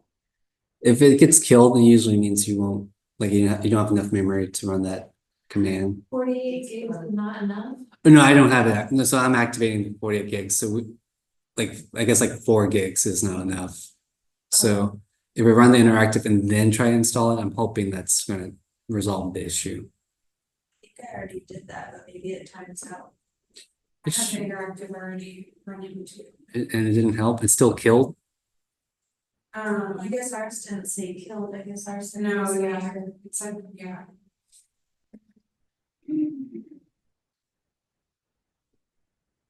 But I also tried the Mamba install instead of Conda and it was the same thing. Yeah. It just got to the end and then had an error and mentioned the plugin. I would like to run one bioinformatic workshop where everything runs smoothly. It's never been the case. No matter how hard I try to keep everything the same. I know the Soul manual did talk about pluggy, but I didn't know what it was, so I kind of just skipped that part. It's you shouldn't have to pull teeth. Mine worked just typing those 3 lines of code. That be because I don't, like, I just had enough space somehow for it. Sorry? Mine worked for just like the 3 lines that you had in your Jupyter notebook, it worked on mine. It worked on yours? Yeah, Yeah. did I just have enough space for it? So I didn't get the killed command. I have no idea. or killed response. And you might have the interactive setup. Yeah, I didn't do anything else, so just follow it. Yes, computer's better than all. I don't know. Hmm. No, the keys are actually falling off, I have a keyboard cover. The key necklace. I'm like, maybe once I congrats and love again. All right, well. Then we have other things to run. Since we only have 30 minutes left, I'm gonna just keep going forward if that's all right. Sorry. I don't know what could be causing these issues. Okay.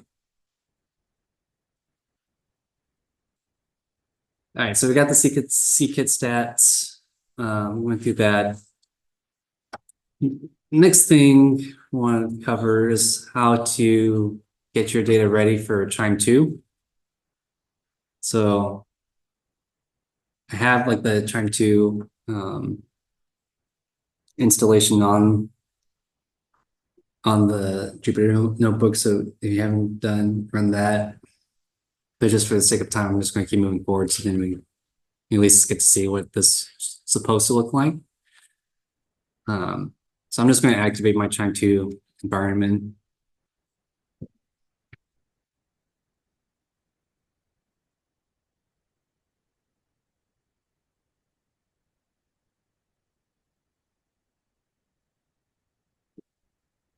Okay, and then just like anything else, you can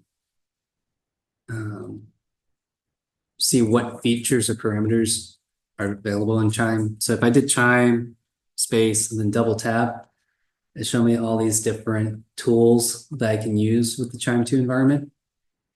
And so we're going to be using Chime tools import. So we're going to be importing our FASTQ files into Chime 2. So I'm going to do Chime tools, import, and then -- help. And so it'll show me the manual for this. And it's telling me this tool is used to import data to create a new Chime 2 artifact. And so like the files that you work with Chime 2, they're going to be called artifacts, and they usually have the extension QZA. And so, and if you want, I won't go through all this detail, but just if you want to look at these, if you forget what you need and what this command requires, you can read through the manual there.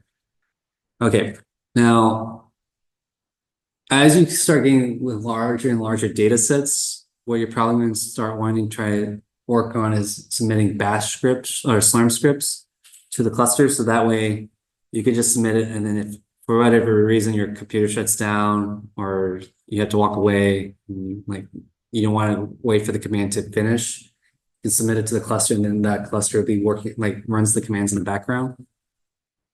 And so that's what I have set up here. So if I read this import FASTQ underscore Chime 2 Slurm script, what this is saying is that this is the header.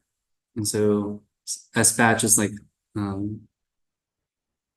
it's kind of like just like telling the supercomputer, these are the parameters I want it to run on.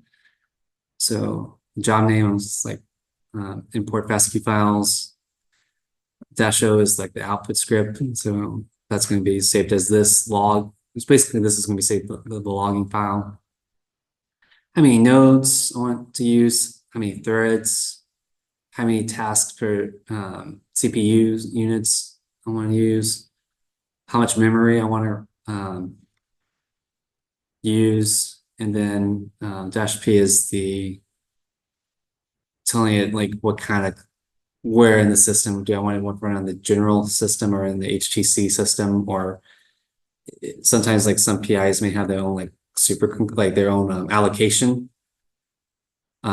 You can like and then you can specify there, like so some people want like a couple hundred gigabytes of memory. They'll have like their own allocation, so then you can request there. But I'd say for most, like you'll just want to use general because that has plenty of memory for you.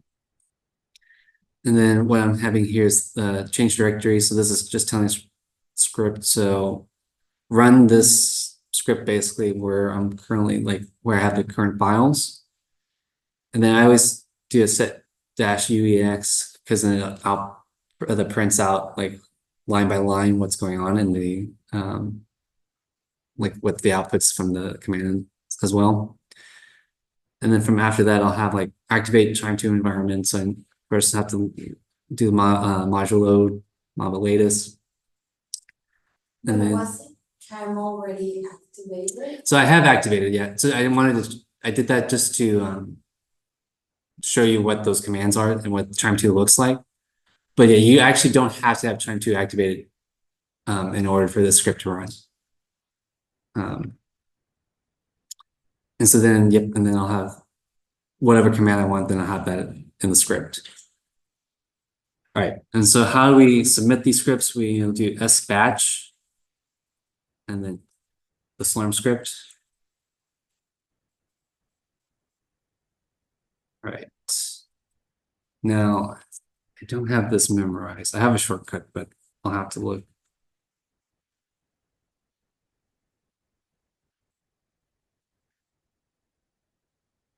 Okay.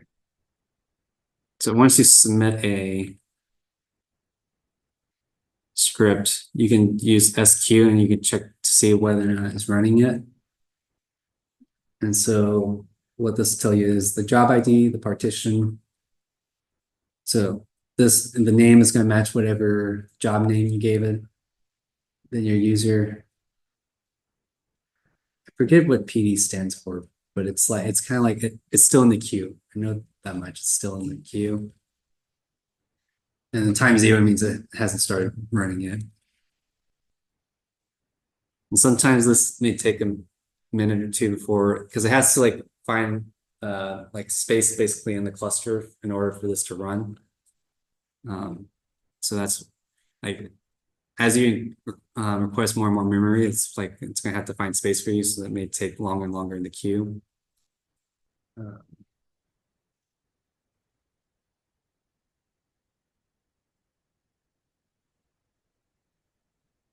Has anyone run batch scripts before? Hannah, have you used these? Yeah, I did it for the next flow pipeline. Okay, no, great, great.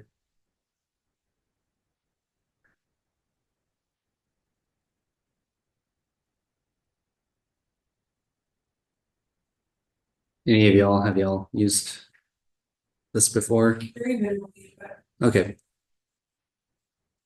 Dorsa? No, okay. Yeah, I would say they're pretty useful because then you could put like multiple commands and stuff, and so you can have it like run everything at once. And yeah, then you don't have to like copy and paste commands one at a time. A lot of times people in our lab will have a script too, so Aishwarya gave me her Nextflow script that she used. I just changed a little bit for mine, and she got it from Evelyn, and then Ken's given me like what he's used before, so that's a good way, you don't have to like make it all from scratch. nice. Yeah.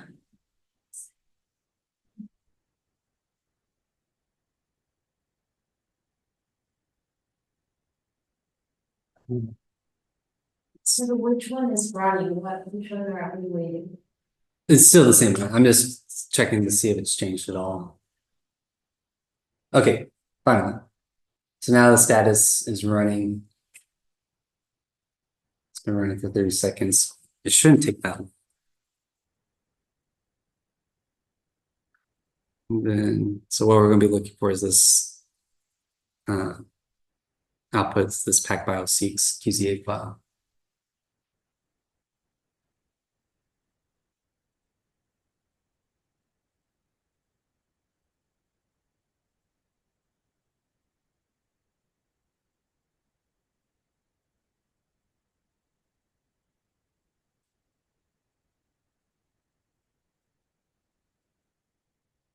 And I don't think I mentioned this before, but no, thank you everyone for showing up for this Friday afternoon, for being true troopers. Yeah, no worries. So yeah, I was just talking with like Caitlin and Taichi. I thought like we talked about how this could be a good idea. So, I'm still learning like the full length 16S stuff and how to run those kind of analyses. Most of my experience is like shotgun data. So, I would just say like, hopefully from this workshop, like we can, like build off each other's ideas and just keep learning, and, how to improve our workflows and whatnot. Sarah, would you please upload these recordings? Yeah, I plan. Yeah, I'm planning on sharing the recording. Corey's gonna help me with the video editing. Okay, so if it's not showing up here anymore, that means the command is done. So I'm gonna just check the log output file, see what that looks like. Okay. I put in the wrong manifest file. That's okay. We're gonna pretend that didn't work or happen. But I'm gonna just keep moving on since we keep running out of time. Okay. That stuff that we just waited for, that was just importing. Yes, files. the FASTQ files into as a turn 2 artifact. Yeah, so turn 2 wants to work with QZA files. So basically it's just taking those FASTQ files and putting them in a format that turn 2 can read and can analyze. Okay, so I have these PacBio seq files.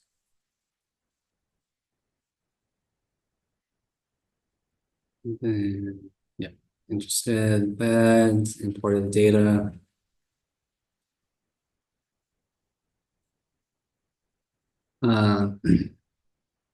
This part usually takes a while, but it's the denoising the sequencing data. But again, what you would just be doing is like, you can copy and paste or edit however you want, but this is the main denoising step. And then you'll want to download the Green Genes 2 database. Again, copy and paste those in there. And then how I did this classify with research. So that's the algorithm I use to align the sequences. And just because I do want to do the visualizations because I feel like those are the most important part. I want to spend a little more time on that, so I'm just kind of gloss over these. So in the beginning, you kind of mentioned that like through that whole like workflow, like that flow chart we saw, there were a bunch of different opportunities to kind of like optimize or improve your data. Are any of those opportunities like in the denoising step or like where? Yeah, I would say yeah. Yep. Okay. So like if you go back here in the denoising step, like I don't know, Hannah, maybe you know this, but I think like the trunk length is set to like 1,000 or something like that. Yeah, I'd have to look. But yeah, so like I think and this is conversation I had with Taichi where I think like PacBio, they'll remove any sequences that are less than 1,000, which means you'll have a much higher resolution, right? So you're much less likely to as sequences get smaller, right? Then that sequence can be mapped to different taxa, right? And you have less confidence in which taxa actually originated from. As they get longer, then you'll have the specificity increases, but the sensitivity decreases. But like 1,000 and lower, you may be missing out a lot of your data. Like you may be removing a lot of data, right? So you may have a lot less counts, right? And so should we still include things up to like 500, where we probably still have pretty high confidence in that mapping, but and probably not losing a whole bunch of specificity there. So yeah, like tweaking this like trunk length and how far you trim from the left, what kind of sequence, like the length of your sequences. To those are parameters that you can potentially try to investigate and see like how those impact your downstream results. And would that be like project specific, or is that something where the field should kind of come to a consensus with the long reads and decide together? You'll get 100 different answers probably for that. It's a good question. And right, so like let's say for your data set, right, maybe 1,000 works really well, and if you lower it, you're just going to get garbage. But if you increase it, and you're gonna be losing more data.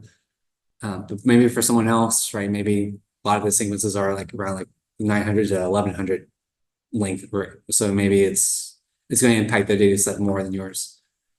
But then someone else could say, you should use this parameter and not that parameter, right? So like this is where that data analysis and data scientists, I would say,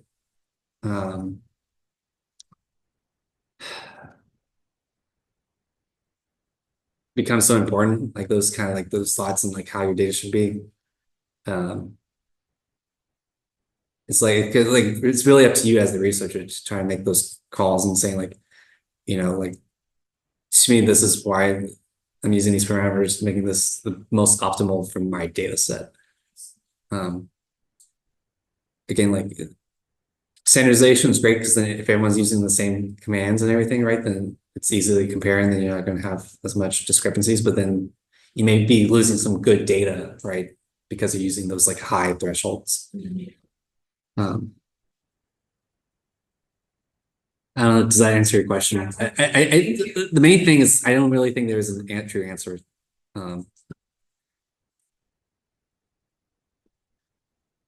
But yeah, the key thing I would say is just be aware of those conversations, right? And where, if someone does question you, like, why did you use that parameter? Well, this is why. Just don't say, well, because so and so said that they did this and this is why I'm doing it. So you just have a rationale. Okay. So I do think, yeah, let's something like usually a lot of people want is like a taxa bar plot. So what I'm going to do, I'm going to copy this taxa bar plot because we are running out of time. I'm not gonna run it. I'm just gonna go through the outputs.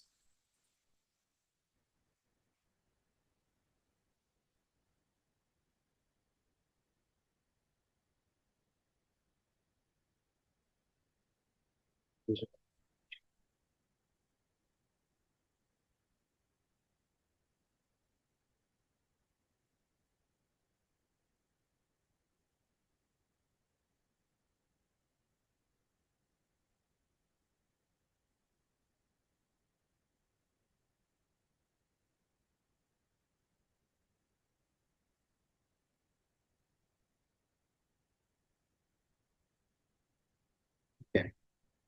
Now, so whenever you get files that in QZV means these are trying to visualization files. So what you can do with QZV files is you can do trying to view.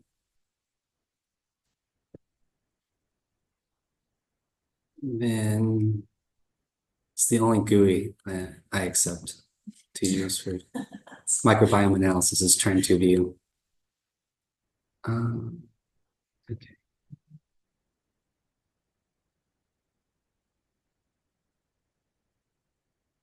So yeah, I'm gonna make the bar widths a little wider. So yeah, we have the samples there. This is at the domain level, so probably not that informative. So we can go to the taxonomic level. Let's go. I think genus is 6. Yeah.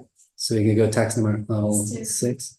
Yep. Said that with PacBio, you can also see virus, right? So if you have virus, you just see them there. I think it's shotgun metagenomic Oh, sequencing. yes. Yep. Yep. You're good. You're good. But yeah, so this is all bacterial archaea. So yeah, like the nice thing about Chime2, you can generate these tax bar plots and you just kind of get an assessment of what taxa were present in your samples. And you can go at different levels. Again, like for people who don't have a whole lot of coding experience, like this can be a little easier to navigate and work with.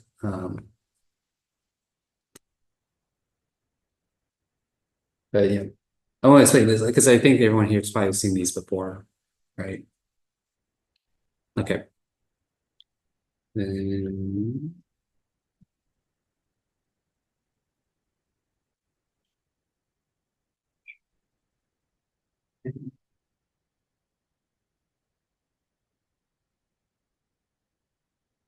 Um,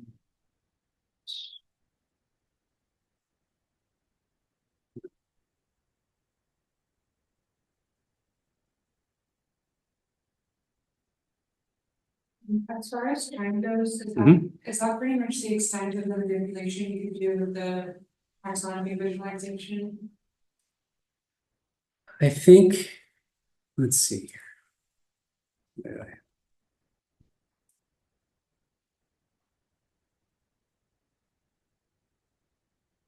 We can change the colors.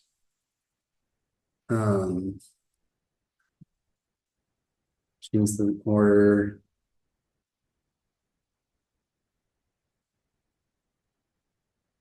Yeah, so I do mine in R, so I actually don't use this that often. But like if you, let's say if you wanted to like how you have yours, right? With like the specific taxon, like the mean abundances and like stuff like that. Yeah, you wouldn't be able to do that here. Um, now what you can do is like there's ways to filter certain samples, like certain samples and features. So if you want like and there's code in the Jupyter notebook about this, where if you want only features, let's say species, that are present in at least like 3 samples, and yeah, like features that are present in at least 3 samples and have like or at least have like 100 counts. Like you can do like run that filtering command and then generate the taxon bar plot if you want to go from there. So there are ways to manipulate it, but like in this here, not necessarily. You would have to run some commands.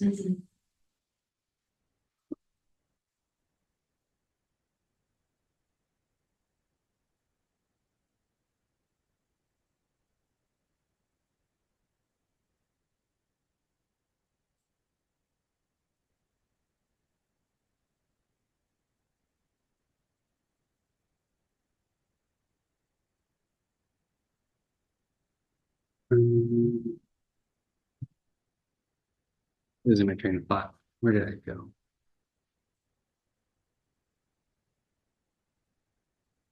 Well, let's see.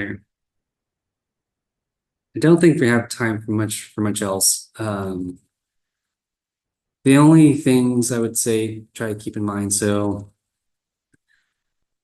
there's different ways to like different commands, but like especially like looking for CLR transformation. Like so, Chime Gemelli has like this option here with the clear CRL center log ratio transformation. It can also like help you generate like a PCA plot, give you different ordinations. So yeah, I mean, again, that's one of the benefits of Chime 2 is that you can like generate like a lot of different analyses with it.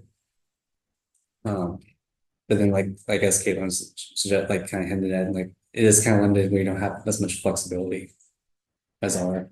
Like I see on the GitHub, you have like a section about creating an absolute distance matrix. Would Yep. you be able to create that matrix and then like export it to? You can, yeah, you can export it as a TSV file. Okay.